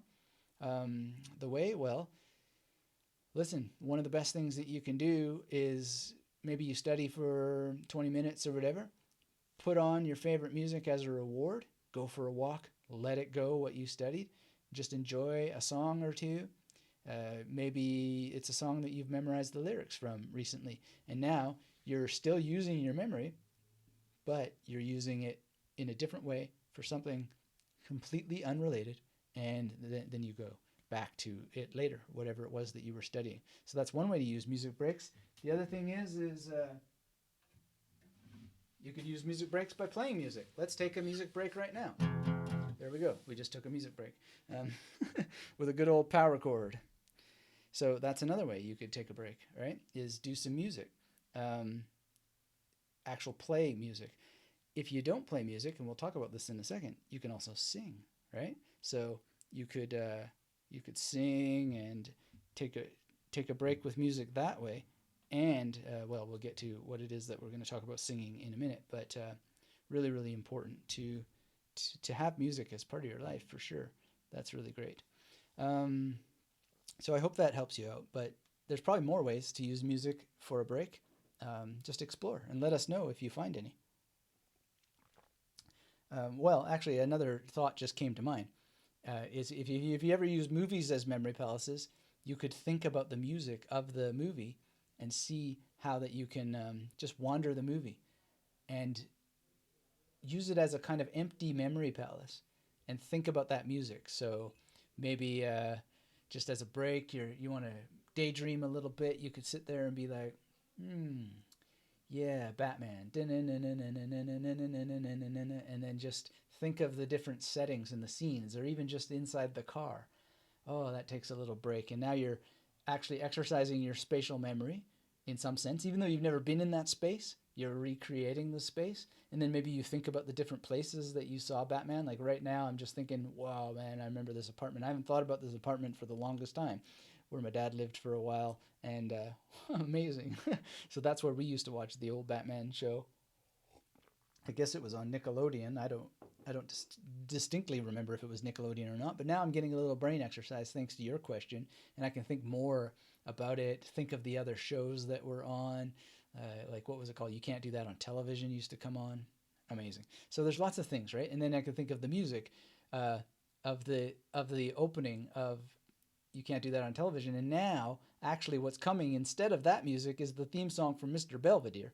So I'm using music and I'm thinking, oh, yeah, and what were the words for that? And so forth. And then it's just a lot of fun that you can do. And it's a little bit of brain exercise. It's a little bit of autobiographical memory exercise. It's a little bit of episodic memory exercise, and on and on and on. So, the great questions. Thank you for those. Brunheimer for Strategy says, you did some crazy nice videos in the past about Breaking Bad. Yeah, there's a whole episode on the podcast about Breaking Bad as as a potential source of memory palaces, and there's an example of solvitur ambulando, which is using Breaking Bad, and that means it is solved by walking in in Latin. So really powerful, powerful stuff to be able to take things from from TV shows and memory and so forth. And Breaking Bad is a good one. Breaking Bad has some very, very powerful locations in it, and it has some very powerful characters. And so thank you for mentioning that, Brunheimer for Strategy, because the cool thing about this channel is that there's so many assets for you to go through, and they're all, of course, leading to magneticmemorymethod.com and the masterclass, and encouraging you to dive in and get the fullest possible training for your memory. But you can go, and the thing is all that stuff increases 100 times, if not 1,000 times, in value after you've had the training. So definitely appreciate that, Brunheimer, for mentioning the Breaking Bad stuff, because there's a lot to it. And whoop, there's that guitar. There's a lot to it, and you're going to enjoy a lot of benefits from thinking about that. And then the actual music from Breaking Bad, of course, we should mention, is very iconic, and there's a lot of cool songs throughout the series. And also in Better Call Saul, which I'm now watching with great interest. So I'm glad that they continued the cool music trend. So Brunheimer says to Shreya, I would create a specific memory palace, make crazy images and actions that represent each chapter, and would use association for the important things from each of those chapters. And each room could be a chapter. Take each corner of the room to store 4 subjects. It then creates a whole structure in your mind for a book. Then it is hard to forget. Excellent, excellent. That is very helpful. And thank you for reaching out to Shreya to help. And Shreya, let us know if that's good for you. Hit the thumbs up for Brunheimer, and thank him as well in the chats, because that is excellent, excellent training there. Thank you so much. Diego says, indeed, I'm new on this kind of techniques that you're sharing, so where do I even start? Well, please go to magneticmemorymethod.com/YT and take the free course. It's going to give you 4 free videos and 3 PDFs that are going to show you everything that you need to do to create proper memory palaces, not spend too much time trying to figure it out. This is what I did for my PhD, and it's right there for you. So you can save yourself the headaches and the madness of trying to figure it out and just hit the ground running. Then from there, go and listen to the podcast. Whenever you're ready, get into the masterclass and get the full training, but just get going and really understand that we're going to talk on a slide here in a second, but a lot of people are like, give me some tips. It's not about tips. It's never about tips. Tips are great if you are on the path, but if you're not on the path, then tips are just a diversion from mastering the fundamentals. So it's great that you're here. If you're not subscribed to this channel, make sure you hit that subscribe button, and make sure you click the bell so you're notified of other live streams. But understand the value of these live streams are really for the masterclass students to have more insight and the ability, like Brunheimer here is doing, to also become the teacher as quickly as possible based on the fundamentals. And just by seeing his chat here, I know he knows the fundamentals, because those answers don't come unless you know the fundamentals. And you put this into your practice, you create a perfect circle between being the student of memory and the teacher of memory, and your brain just explodes with pleasure and inspiration and insight and more knowledge, and it's just incredible. You create a perfect circle. So that's the way that this works in our community, and I'm glad that you're here. So, and thank you again to Brunheimer for that. Shreyanna says, totally got you. Thanks. Also, thanks to Brunheimer. Awesome. Thank you for thanking Brunheimer. You know, one of the best lessons is, and it applies to school, studying at school, is to remember to be polite. Remember your thank yous, your pleases, and your thank yous. It's so lost on the internet these days. So incredibly lost. And, well, the world is a weird and strange place, and I love all things in it. But sometimes it's downright strange where that basic please and thank yous went. And so I really appreciate that, and want to point out how appreciated it is to see some thank yous there. Really great. Thank you, Shreyanna. Angela says, at Brunheimer, thanks for the pointers. I've been challenged on how to do exactly what you described. Excellent. One of the other benefits of being here, part of this community, and really appreciate you also saying thank you.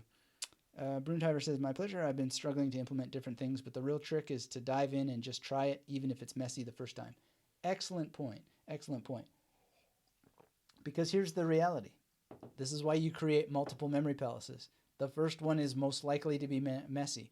I want you to make a memory palace that's messy. I want it to be too ambitious. I want it to be unruly and strange and not necessarily correct. Now, some people hit the ground running, and I also want that too. But basically, you're never going to figure it out one way or the other unless you dive in and do it. And the sooner you get that done, the better. So if you haven't taken the free course, the link is in the description of this video, or it should be showing up there. And I'll put it into the chat for you. And just go ahead and click it right now and get the free kit. Because then you'll have the opportunity to just watch the videos, follow the worksheets, and create the memory palaces. And make sure you create enough memory palaces to feel it. To feel it. Because this is something that is learned by doing. There's no other way. If you do not do, then you will not feel it. And if you do not feel it, you won't get the little dopamine spikes, and you won't get the quick victories, and you won't get the inspiration to what we call DOC. So doing is the origin of creativity. It's the origin of confidence. It's the origin of courage. It's the origin of consistency. It's the origin of clarity with these techniques. You've got to dive in and do the doing. It's really, really important. So basically, that's where you start, Diego. And it doesn't matter where you're at or what level of English that you have or anything like that. It's just a matter of SIP. Study the techniques, implement the techniques, practice the techniques with information that's going to improve your life. And that information that's going to improve your life is key, because so many people apply these techniques to rubbish that you don't need to memorize. You don't need to memorize your shopping list. We have a guest on a podcast who raised the whole shopping list thing, and I was as gentle and kind as I could be for the regular listeners to call that out as what it is, and then reframe it for when memorizing shopping lists is appropriate. But so many of the memory training books just have la-di-da exercises to memorize stuff that has zero importance. It's just a waste of time. And this is one of the reasons why I fear going to a traditional publisher, because they'll force me to do that. But we'll try and stay away from that and do our best to fight the good fight if that happens. Anyway, Barry says, an excellent tip you've given is to relax while creating magnetic memory method images for each topic fact to remember. I find I have a lot more fun with the method, and it sticks better this way. Great point, Barry. Thanks for sharing that. And we're going to talk about that today as well. But it is one of the secrets, and that's kind of what Shreya was getting at, is like, how do we make sure that we're relaxed? And so just me being relaxed right now has a lot to do with doing some stretching this morning, doing some meditation, relax. And I sometimes do these memory stunts, make the odd little mistake here and there, and it's not that often, but Sometimes it does happen, and it's just a matter of being relaxed and letting it go, letting go of the outcome in advance because you are relaxed. So um, this is the way that it works. So Shreya says, I'll start going through the kit today itself with full faith that I will make the best use of it eventually. Great. Just get rid of the faith part because you don't need to believe in this. You don't need to have faith in it. You don't need to have hope. You don't need to wish and pray or anything like that. It's not about faith. It's about science. And science is this. It's a tool. It's a tool that creates evidence in support of claims. The claim here is that any person can learn to use memory palaces, and any person can use those memory palaces relative to their practice and interest in the techniques to memorize whatever it is that they need to memorize in whatever amount of volume, practically and realistically, towards accomplishing a real life goal. So we're reading Maps of Meaning right now, and Jordan Peterson talks about this like to the end of time. And it's just very, very simple. You've got to have a realistic goal, one that you can actually achieve, but one that you actually need to achieve to manage the chaos in your life. So it's not about faith. It's about the production of evidence based on your willingness to learn a skill and then use that skill in an appropriate way to reach particular goals. And that's another thing that we teach, is just always focus on the information that actually matters and get rid of faith, get rid of hope, get rid of any of that stuff. Work on a scientific basis. Be the scientist. If you don't like the word science, then just be the detective who produces the evidence, right? Don't get caught up in the words. Get caught up in the principles that underlie a scientific life. A scientific life is someone who understands that truth requires evidence. And this is true. It's worked for thousands of years for people to memorize entire books. It actually works whether you use the techniques or not, because you've remembered something in your life. It's just how have you done it, and how have you understood the role of spatial memory, and what have you done to turn the role of naturally occurring memory processes into a strategy, and then become part of the memory community and really stuck with it and found the people who inspire you, who educate you, who really become part of your team, so to speak. And we talk about consulting with others right on this slide here today. So who are those others? Because there's a lot of crap out there in the memory world. And you know what? We don't always know what that crap is, because some books that are bad to one person can be the thing that unlocks entire doors for others. So we don't even want to judge necessarily what is crap. We just know that there's some crap out there. And but I don't necessarily know whether it is for you or not. So keep studying the memory tradition and you will win. That's how you will win. It's a numbers game in some sense. Just keep studying the tradition, keep practicing it, and get rid of faith, because that's not the answer. The answer is to produce evidence and be the scientist in the laboratory of your own mind. That's where all things happen. Don't have to take my word for it.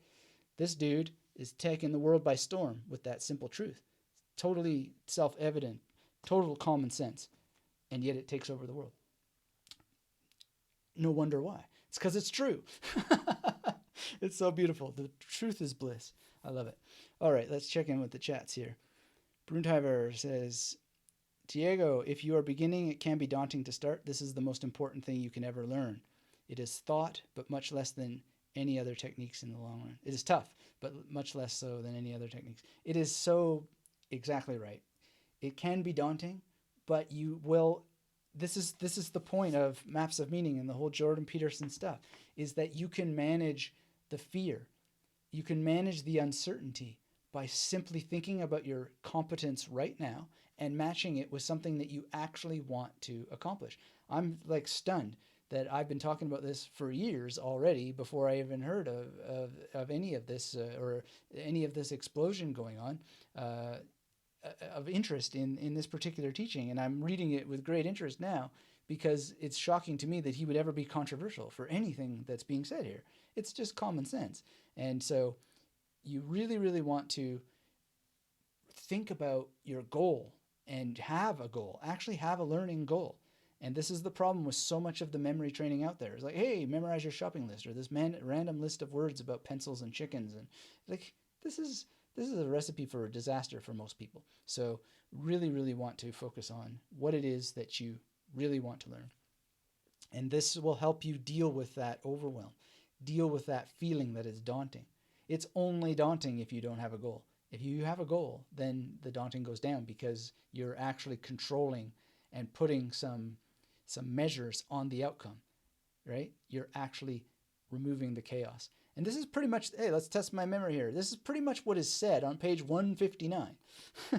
So let's look at page 159, because he's talking there about the need to manage the future and how an infinity of possible outcomes is constantly assaulting us at all times. It's about middle of the page. A wonderful passage. I didn't memorize anything verbatim, but this is the point on page 159.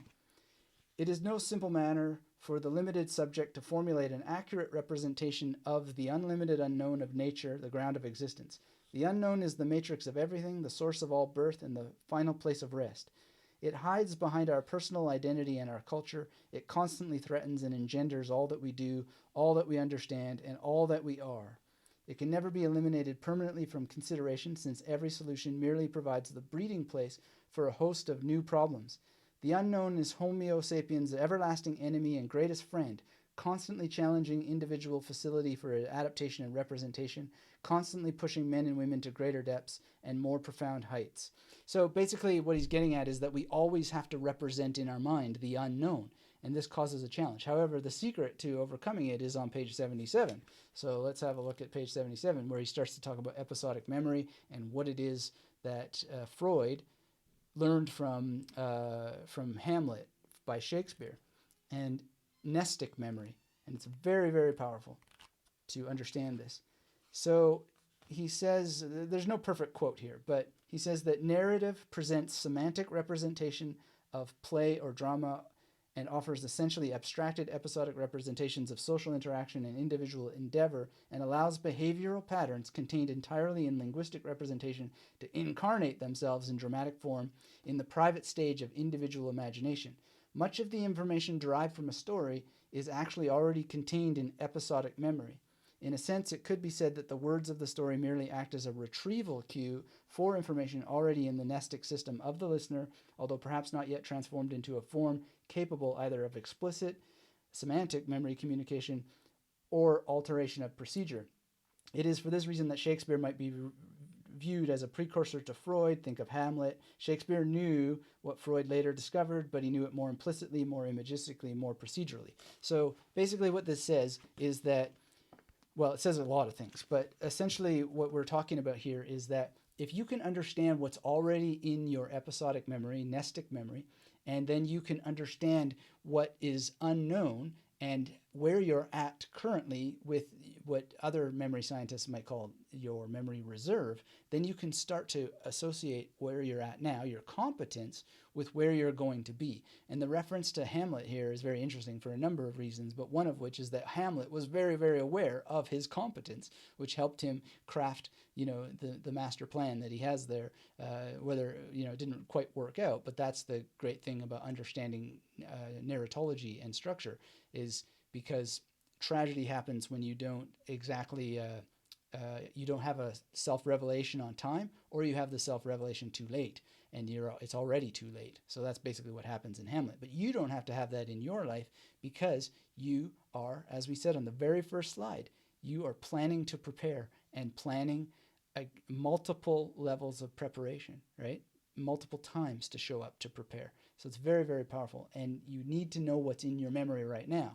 That's what's so powerful about this memory kit, is that I'm helping you excavate what's in your memory right now, and then just saying you need to use information that you actually want to memorize that will improve your life in order to actually get the benefit of these techniques, switch on the dopamine, and give yourself this boost that encourages you to keep on going through doing. And this is all about doing, this book. It's about taking action in the world scientifically, testing things and what works, and then improving as you go along based on the knowledge that you insert into memory relative to having a goal, a real goal, a substantial goal that's based on existing competence.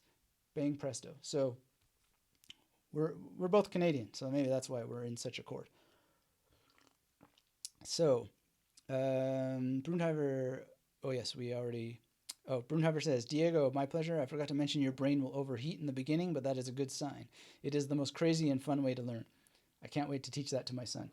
Yeah, there may be some heat there. Maybe some smoke will come out of your brain. But at the same time, that is exactly a healthy thing because you're burning off ignorance. You're burning off ignorance about what your memory really is and starting to learn the truth through a scientific means. Great. So Manassi is here. Hello, Manassi. Thanks for being here. No problem with being late. We're on 24/7 somewhere, if not live right at the moment. So don't worry about that. There's always the replay. It's Memorex. Brunheimer says, we sometimes do good, sometimes fail. Failing is something to expect. Therefore, preparing to keep our mind up, keep our head up before we fall is key. I think if we think long run and have a growth mindset, then yeah. So that we're going to get to that actually on a slide coming up here. Barry says the act of practicing these techniques over and over, starting with small things meaningful to you, gives you great confidence. That feeling of confidence is fantastic and hard to describe. Yeah, thank you for that, Barry. It's a challenge in this teaching that I do is because it is hard to describe exactly what's going to happen to you. But everybody shares the commonalities really of having great accomplishment as a result of doing this, and that what they discovered through doing was only discoverable through doing, and that there is a scientific element to it, and you didn't need to hope or pray or have faith or anything like that in the techniques. You just needed to do, and you needed to consistently do and persist, because you have what's called the challenge frustration curve, and you will lead yourself into frustration, or what Brunheimer is saying, your brain heating up. But then you just have to understand that you scale back to being challenged and always be challenged. That's what's going to burn off the ignorance of what your memory is and give you the insights into what it really is. So that's important. Dota's here. Hello, Dota. Great to see you. Jeff says hello. Hello, Jeff. Thank you for joining us. If you're just joining us, hit that thumbs up. Let me know in the chat where you are from, what you're doing generally. It doesn't have to be city, but general location. And also, get subscribed if you're not subscribed to this channel, because we talk about memory improvement for large learning topics, particularly for mature learners of any age, really, who are dedicated to making learning a lifetime process, outcome. I'm pa-pa-pa-pa-ing here. Let's go to our next chat window here, which is about some more effective study techniques. So Shreyana says, I will practice enough to burn my ignorance. Yeah, and I don't mean to sound goofy or woo-woo or anything about, the ignorance of what your memory really is. But this is an important thing to understand, is that we are ignorant about what our memory really is. And I'm still ignorant about what my memory really is, but I keep exploring it and discovering more and more and more. And it's come to me to be very clear that what's happening right now is memory itself. And what's happening right now is memory itself in multiple ways, because I'm now creating a new memory of this live stream. It's being recorded. It's going into the memory of YouTube and Google and all the rest.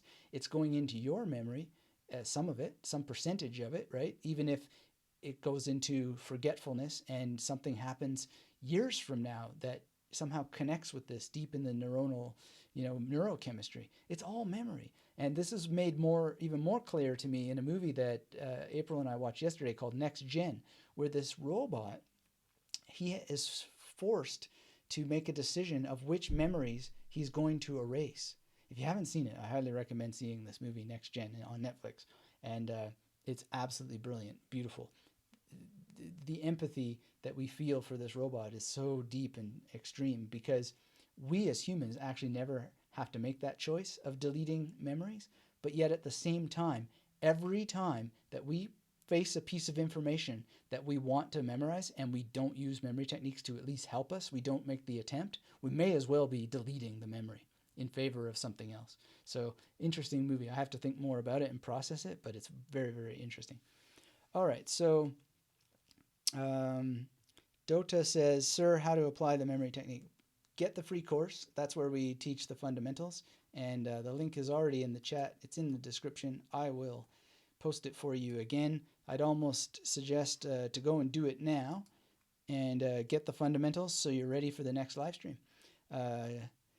So Martin says, action doing is the thing in every domain.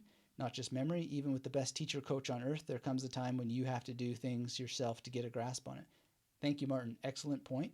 And not only that, but it's not just that there comes a time, but the time is now, right? Because now is the opportunity for you to start to build memory reserve, start to build the competence for the next goal to come. Nelson Mandela, he said the only thing he discovered at the top of the mountain was that there were other mountains to climb, right? And so this is really, really important. This is the beauty of life. This is where we're at. This is where we're always at. We're either at the top of the mountain seeing the next mountain to climb, or we're somewhere on the journey to climbing the mountain. And there's something really special about mountains and memory that Nelson shared with us that's coming in a grad bonus for the masterclass students soon. So stay tuned for that. Really excited to release that. So thank you again for that, Martin. Great to have you here. I really appreciate it. Dota says, I've read a lot of memory books, but I can't apply this technique to my daily life. Why? Well, let me know more about what memory books and what you're doing with them, because I can't is a very, very strange thing. I'm not so much interested in the I can't talk, but I'm more interested in the what have you done, and did you really apply the instructions in the books, and did you do it thoroughly, and did you read the books twice? Because if you haven't read a book twice, then you probably haven't read it, and I say that with great certainty. I'm rereading this book for the second time now, and I can tell you that for all the wizardry that I have with memory and so forth, it is very fair to say that reading it twice is the real reading. And reading it the 10th time sometimes is the real reading.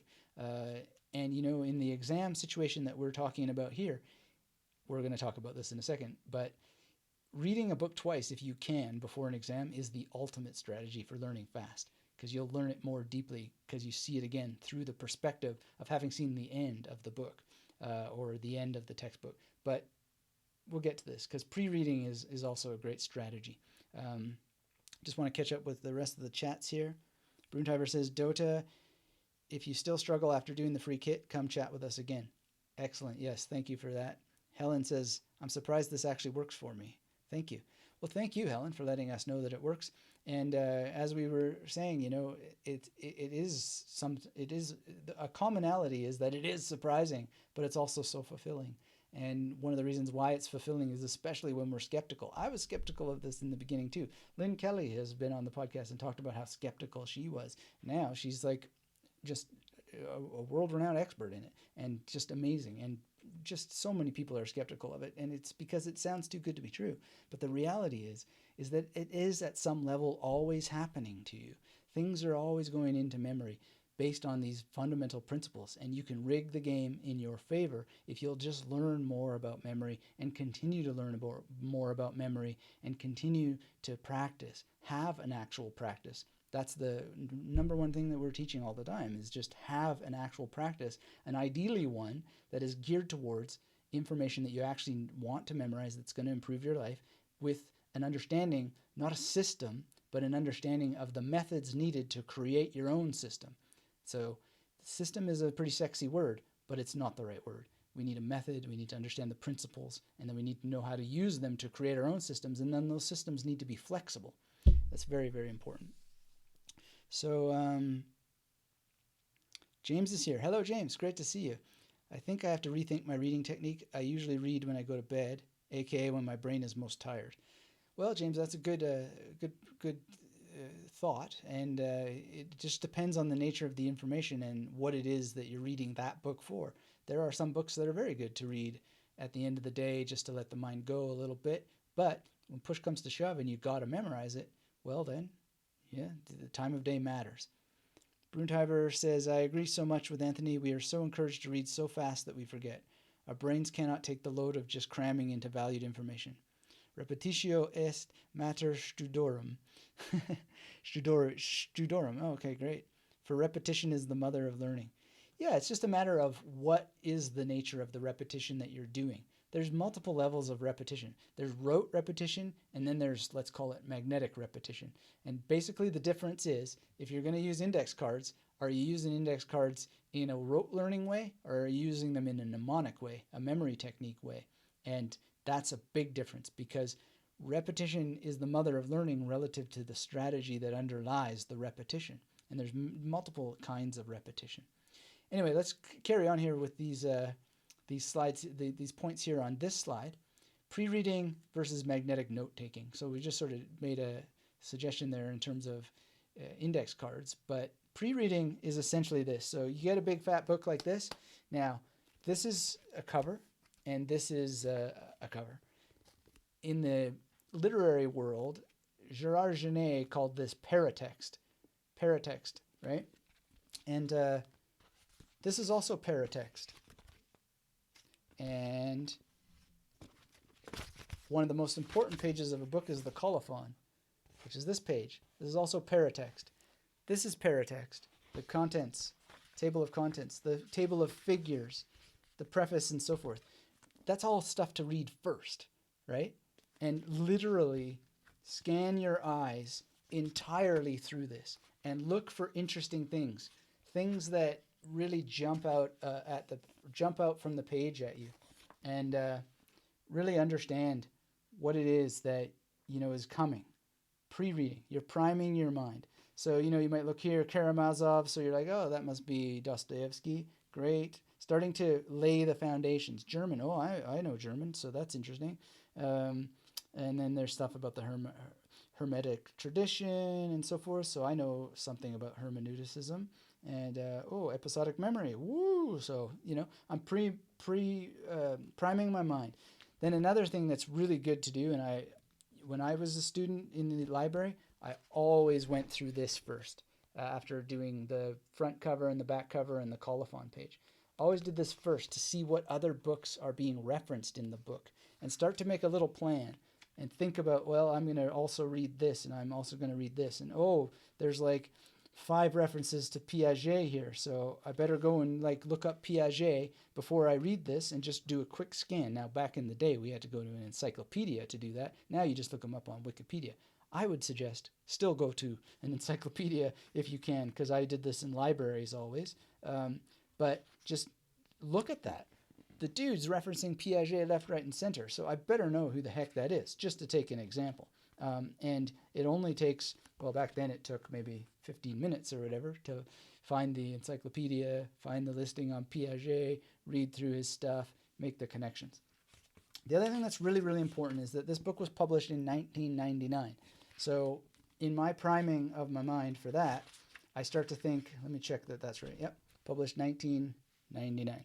Now, why did I do this? Well, because then I can start to lay the groundwork for some memory palaces and some magnetic imagery. So 99, Jean Chrétien is the Prime Minister of Canada. Clinton is the President of the United States. My 2 favorite movies that came out that year were Existenz and The Matrix. Boom. So now I've got all kinds of stuff going on that I can use throughout reading that book to make associations. So pre-reading is very, very important. Now, in terms of magnetic note-taking, really, I always have preferred index cards. Index cards are really great. So again, you want to think of your strategy. There's more details about how to do all that in the masterclass. And then make sure you have the memory palaces in place. Have the memory palaces in place so that you're able to actually encode as you go along. Now, as I mentioned earlier, in this case, I'm not using memory palaces. I'm just using the book as a memory palace, as a fun thing to do. And so I have the major working in my favor. Pages have different characters. It's really, really fun. Multiple levels of brain exercise for that. That's not how I would approach it if I had an exam on it, or if I was going to have an exam where this was a book on the reading list in, say, a doctoral examination. I would want to have the memory palaces in play. So that's that. Now, acronyms are cool too. So I've mentioned some acronyms today. SIP, study the techniques, implement the techniques, practice the techniques with the information that improves your life. Take it one step at a time. It's kind of cute, right?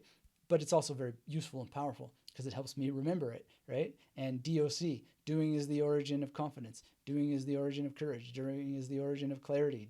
Doing is the origin of consistency, and so on. Competence and control over your memory. That's an acronym. So there's different acronyms that you can do when you're reading books that can help you remember things. So for example, let's say you're studying a play and there's multiple characters. You can take the first names of all the characters and make a word out of them so you can help yourself track back the names. Now, the problem is that a lot of people don't use acronyms in a memory palace, right? So you want to also use acronyms in a memory palace. So if that word has 7 names or whatever, then you're going to have 7 stations in that memory palace, so that each letter helps you get back the actual name. Because a lot of people just go, oh, well, I'll remember what those individual letters stood for. Maybe. But if you want to make it bulletproof, make sure that you have magnetic imagery for each of those pieces in the acronym, and use spatial memory in the form of the memory palace to help you get that back. So that's really important. If you know the major method, you can have it for page numbers. Super powerful. And the major method is taught over at magneticmemorymethod.com/major-method. Sometimes it's called the major system. I prefer to call it the major method because it is a method and you create your system based out of it. If you don't like the systems that others have portrayed, then just learn more about it and develop your strategy based on an understanding of the methods that underlie it, rather than copying a system, because that can take way more time than it's worth. When you just understand why that it works, how it works, what it is, a little bit of the history around it and so forth, if that is useful for you as a learner, then you're going to hit the ground running a lot faster.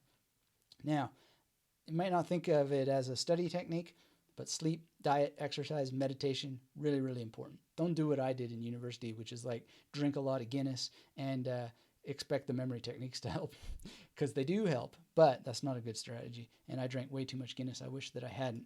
And I spent way too much time in the Absinthe and the 7th Floor Grad Lounge and all these places.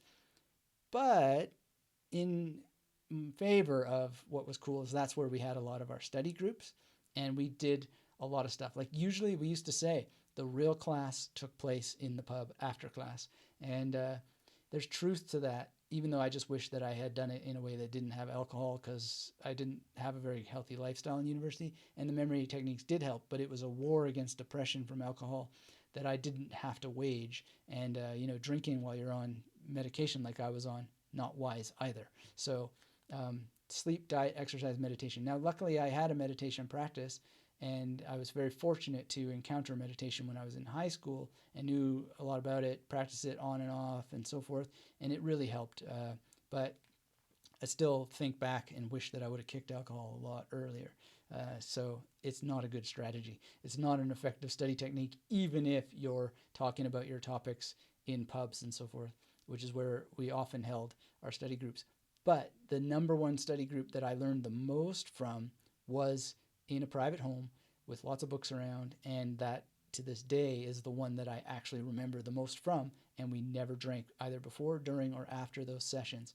And that was after I had my major turnaround and was really, really humming along, nearing the final stretches when I was at full blast with my wonderful and beautiful experience with full-on memory for the exams that were just flying towards me at a pace like you can't believe, and I just needed to be on, and I was just, and I needed to write the dissertation at the same time. Oh man, great memories.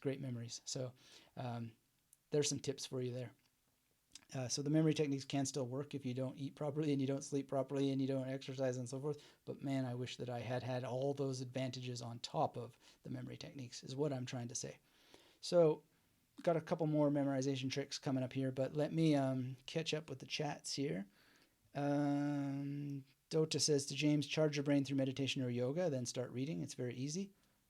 Great point. Yeah, a little bit of stretching, yoga. So awesome. Even your hands. Don't forget your hands. Like I often do this and this and this and this, and I do it both ways just to get that going. And then I do this with the fingers in both directions. So good. So very good. So hand yoga. Jeff says, I'm having a hard time applying memory palace techniques in my physics book. Let us know some examples. There's a forum now at magneticmemorymethod.com/forum. So, that's the more calm, non-live place to post questions like that. Be specific. Generalities we can't help with. So what in physics?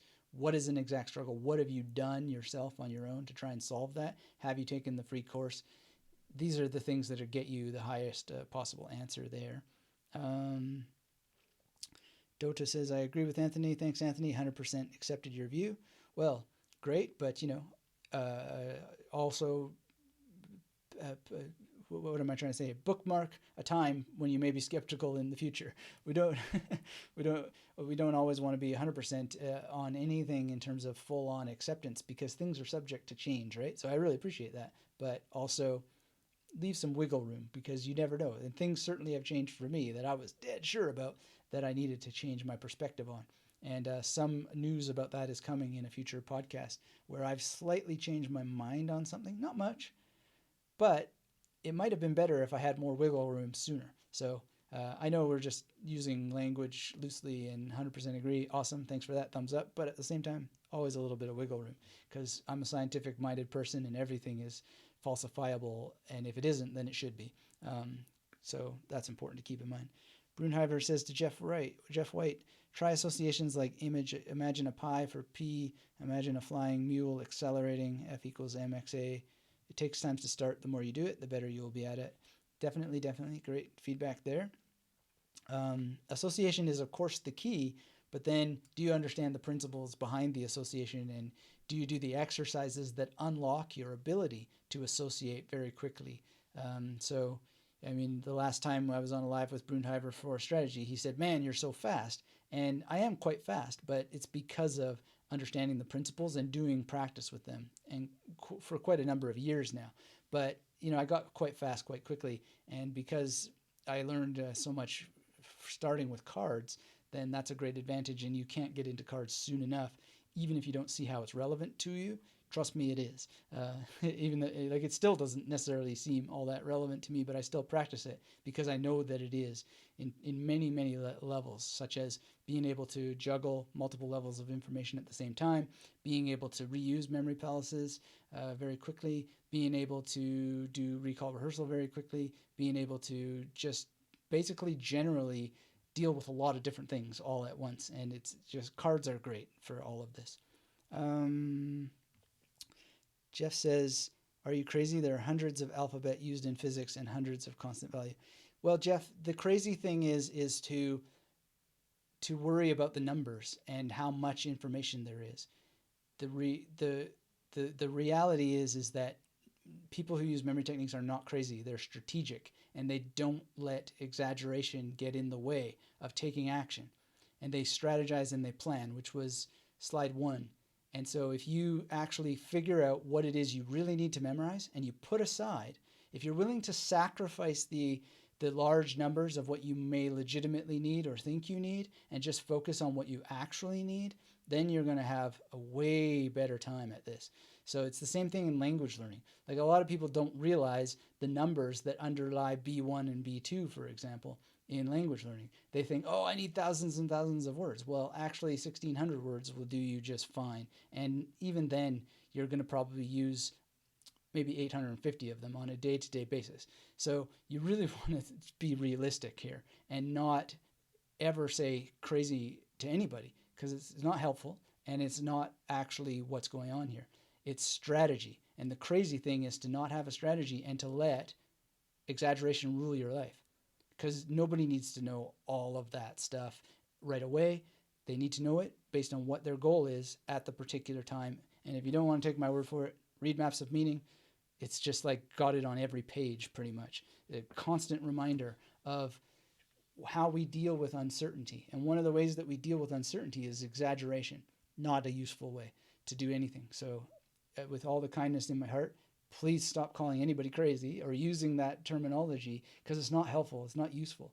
We need to put on our little glasses and analyze things and be a little bit more laser targeted, because the exaggerations just are not going to do the trick at the end of the day, and craziness is not. It's not that helpful. So Jeff Brunheimer says to Jeff, sometimes take 5 minutes just to find something to stick, but once I find it, it will probably always stick. Eventually, you'll have a good library of associations and use a memory palace to make them stick. And says, Jeff, I practiced 330 items this week with a memory palace. Maybe I am crazy, but I remember them all, while any other way I ever used would just fail. It is daunting, but you can do it. And Jeff says, are you sure? And Brunheimer says, yes, it is how effective the memory palaces can be. Jeff, if you're skeptical, that's great. I've got a whole podcast episode about how skepticism is a power. I highly recommend that you check it out. And I'm going to find it for you right now. Whether you check it out or not, other people will. And you've just got to learn how to turn that skepticism into a power. And if you have any doubts, look up people memorizing decks of cards on on YouTube, and you'll see people doing this, and you'll change your mind about what it means to be able to juggle only 7 pieces of information in your mind, as they often tell us. It's not true.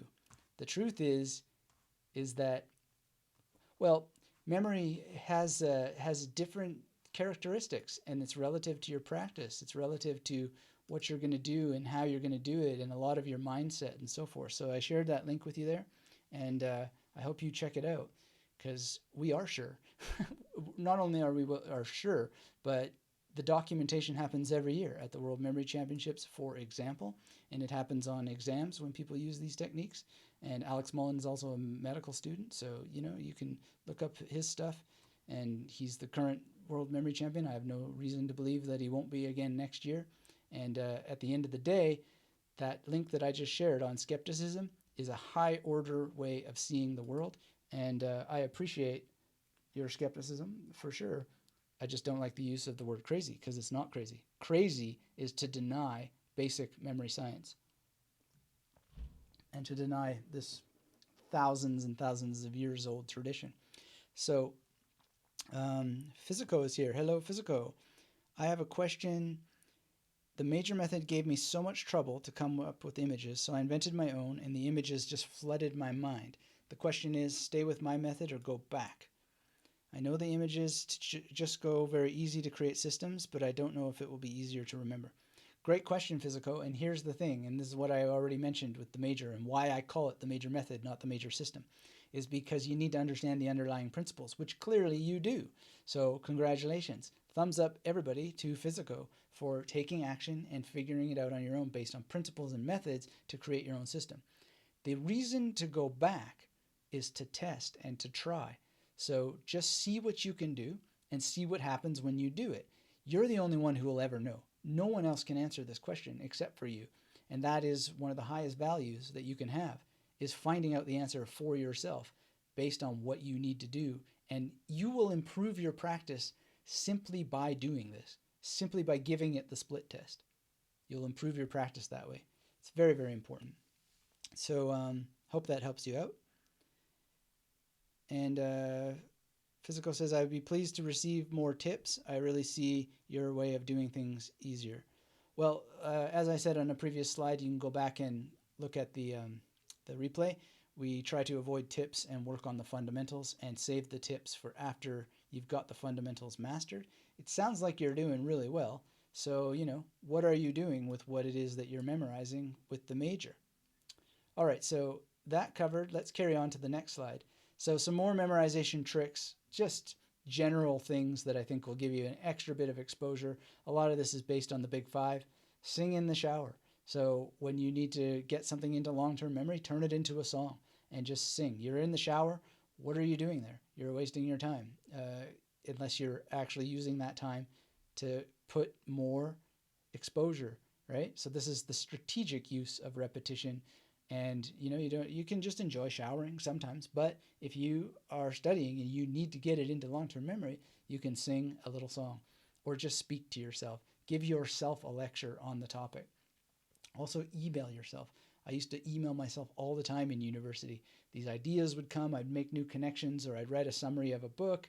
And, again, I have to thank Katie Anderson, because I had to email her these summaries of the books, and I just CC myself. So now I've seen it out of my own head, in my own eyes, in my own writing, and then I end up opening the email from myself, seeing it again. And this is all premised by having memorized information in the first place, but it's a nice additional exposure. If you can, find and visit the examination room. This can be very, very helpful, especially in terms of turning it into a memory palace. And I'm going to share with you a episode with Scott Gosnell, who talked to us about Giordano Bruno, which Bruntiver I think you will like if you haven't heard it before, because Giordano Bruno is Italian, and 1600 they burned him at the stake there, I believe. And that was apparently the year that Hamlet was written by Shakespeare. And some people think that Shakespeare based Hamlet on Giordano Bruno, which I don't know, but sounds likely actually because he was such a stubborn character. Um, Brunheimer says to Physico, it can help. I use the Dominic, but like Anthony said, I recommend to use the magnetic memory methods to make the images stick no matter what system you use. Excellent. Thank you for that, Brunheimer. I love that forest strategy, Brunheimer connection. All right, so also Facebook. Be cautious of the time that you're spending on Facebook. I use Facebook as a general thing. It serves nothing to be constantly logged in and notified and all that jazz. It's poison. It's poison. You know, the only reason I get away with Facebook is because I have the Kill Newsfeed app, and it's just basically for the magnetic memory method group and some of the messaging that we put out into the world to grow the community. Other than that, I would never have it at all, and I'm so glad that I was in university when it wasn't there. YouTube, near the end of my university, had started to appear, but it was early days, and at the end of the day, I'm so fortunate, and I'll openly admit that I don't have such a sense of what it would be like to be going to university now with all this information. But I think the fundamentals still apply, and I would hope that I had the wherewithal to know when to shut it off and never take any devices to the library and just go there and focus, or have very crippled devices at the library, which is exactly what I do when I go. There's no internet access or anything like that, and I'd leave the thing at home unless there's a reason to bring it, which sometimes there is when I need to be in touch with my wife and so on. But man, that's just poison. So stay off of there. And then Google Alerts is another thing. When we are online, you can have, this is kind of like related to emailing yourself. I should maybe change the order there. But if you are going to, go online, why not have your inbox filled with stuff that's related to what you're doing? So Google Alerts. If you're in psychology and you're studying, Jordan Peterson, well, you can look up Piaget, and you can look up some of the other keywords in this book, and you can have them in there, and you can just be like constantly being emailed with information that's related to the book. When you're done the book, unsubscribe from the Google Alerts related to that topic.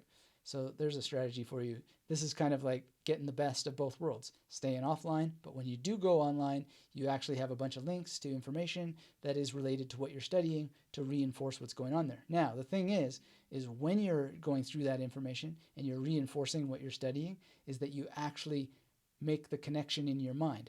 So let's say you memorized a bunch of stuff, like, the thoughts there about episodic memory and nestic memory and Freud, understanding what happened in Shakespeare because he had so much episodic memory of Shakespeare in his mind and so forth.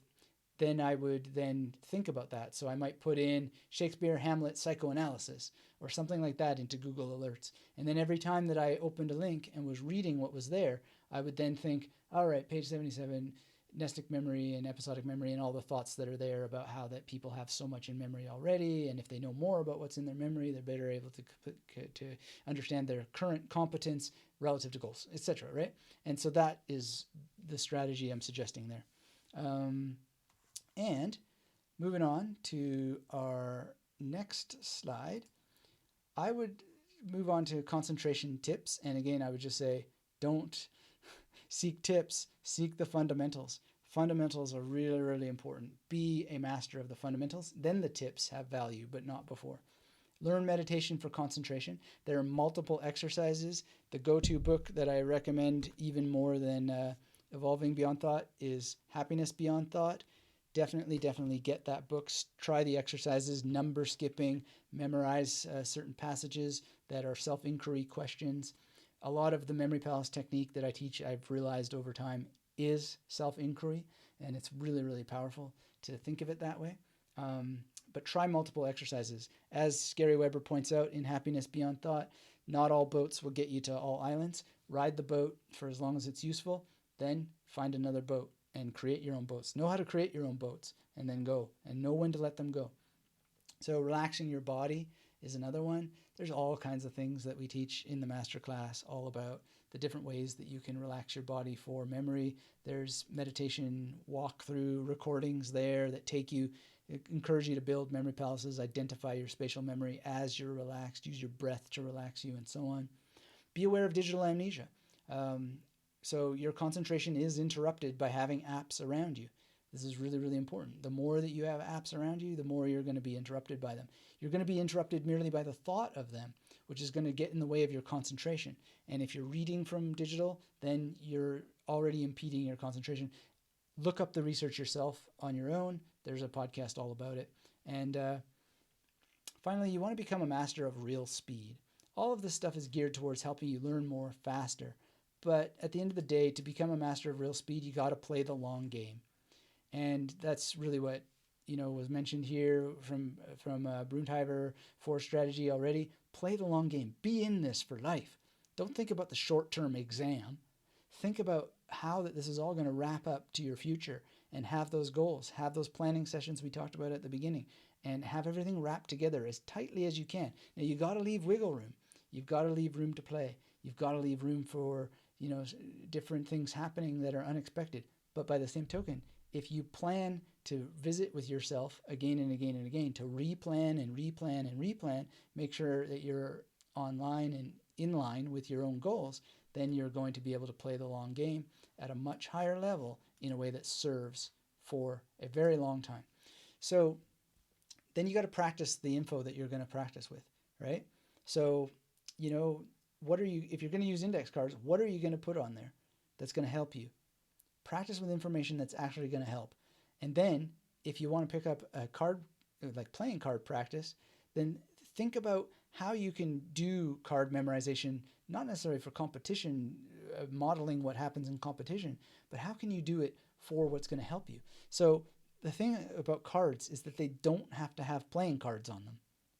You can get cards of biographies of rappers we have around here somewhere. You can get cards with things about politicians. You can get cards with all sorts of things. So if you're in political science, right, you might want those cards with information about politicians. And that's what you're practicing memorizing, which is going to give you that skill to instantly memorize related information to politics, because you've practiced those techniques for that. But don't even lock it down that tight. Think of it as information about figures. And what kinds of information are you talking about? Well, names, you're talking about historical dates, you're talking about facts about events and episodic memory, episodes of things that happened and so forth, and those kinds of things. So pick your practice well and have practice. Have practice that you show up to daily or near daily, and put in the practice. Putting in the practice is, at the end of the day, what it all comes down to. So, Bruntheimer is saying here to Physico, if it can help, I use the Dominic. Well, is the Dominic going to be the thing that helps you? Maybe. So go and do that. To me, this is a highly arbitrary approach. And so the major, I think, makes more sense for a PAO 00 to 99 because it's non-arbitrary, but it's up to you, right? Pick the approach that's going to work for you. Physico says, I'm doing math calculations. I have some problems with having the numbers confused in my mind, so I thought of using many images to not get lost. I'm doing math in university, so it's a big thing. Definitely. So maybe you just want numbers on cards. Maybe you want equations on cards. That's the kind of thing. But put in the practice. And practice comprehensively. So what that means is don't just focus on the one skill, but also have some songs that you memorize. Have a language that you're learning. Have major so that you have numbers and can do some numeracy practice. Make sure that you can memorize names when you meet people. Make sure you have the skills of being able to maybe learn some music and how memory applies to music. Be comprehensive and make sure you have all that stuff in terms of diet and sleep. Like, use the memory techniques to memorize diet and practice different kinds of diet till you find what works for you. Be comprehensive in terms of learning how to take care of your body, physical fitness. Use the memory techniques to support that. Very, very interesting. And then be a student of your own memory. Ultimately, that's one of the biggest lessons that I learned very early on in my journey, and it's very important to be a student of your own memory. And this is what we're trying to teach so much. And the more that you spend time with your memory, the more you're going to be that student of your memory, and you're going to have a great, great time. And in order to help you become a student of your memory, please take the free course at magneticmemorymethod.com/YT. And it is going to do you well. And if you need to take it again, take it again. there's nothing wrong with repeating things. There's many books that I read again and again and again over the years. I'm going to pop this link down in the chat for you in case that you can't see it in the description. Just click it, get registered, take the course, take it again. And I know people go through the master course. They go through that again. I don't know why, but I understand the value of it. But it's just something that, is you might just want to refresh yourself by just looking at it for 2 or 3 minutes to remind yourself of how amazing the masterclass is because of how it takes things more deeply. And so basically in the masterclass again, we've got some great new graduation bonuses coming in 2018 or sooner, ideally sooner, and that's going to be something awesome for you. I appreciate everybody who's here in the masterclass who's shown up today. Bruntiver and Barry and Maricella was here earlier. I don't know if she's still here. So many wonderful people. Harvinder was here. Floor here says, Memory Palace is so effective to learn anatomy. Great. Thank you for sharing that. Really appreciate it. And if anybody else is in the masterclass, I guess I don't know about it, but I always appreciate everybody being here. And, oh yeah, Christian was here also. He's in the masterclass. Excellent, excellent. And he mentioned that he got a shirt and he's going to be doing a video. Always loved seeing videos from you all. And if you go to the swag link that's on the screen, get one of these or a shirt, show me a picture, a video, and I will send you a very special video. So Physico says, thanks for the ideas and incentive, Dr. Metivier and Bruntiver. Excellent. Thank you for saying thank you, Physico. And again, I will repeat how wonderful it is to see manners in the 21st century online, because it's something that's been lost so much. And we always want to appreciate that and point it out because of how it's lost so often. But I'm very blessed that so many people do. And I love looking at the comments on YouTube. And if you go back and look at the videos, there's some great, wonderful things that emerge in those discussions. And we'd love to see your voice in them as well. And of course, come visit me at magneticmemorymethod.com. I am out of here for today, but thank you all for being here. There's a little outro coming that we put up and to say goodbye. But whatever you do, make sure that you really enjoy your memory. It is the most beautiful asset that you have. Everything is memory. And the quality of your memory is the quality of your life. And the more you invest into your memory and the greater quality that you craft out of your memory, knowing you're the only one who can, no one else can do it for you, the greater your memory is going to be, and your brain is just going to switch on. You're going to have so much happening in your brain. James is here, says thank you. Thank you, James. I've really been appreciating your comments recently, and really appreciate everyone, and especially the people who are active, and you have been, and I hope for many more conversations because you ask very compelling and interesting questions. And when you continue to have questions, continue to post them, and sometimes it takes a while to catch up. Sometimes it's the weekend, sometimes it's the time zone, but we get back to them. And one of the most important things is to be in the free course, so you're on the email list, because what we're doing right now on YouTube is somebody else's real estate, and we don't know when they're going to take it away. They're not emailing everybody who's subscribed to every channel, and so you want to be in touch through as many channels as you can for the things that you appreciate. So make sure that you go to that link there, magneticmarymethod.com/YT. And until we have a chance to speak again, thank you, everybody. Come visit me at magneticmarymethod.com and keep yourself magnetic. Bye-bye.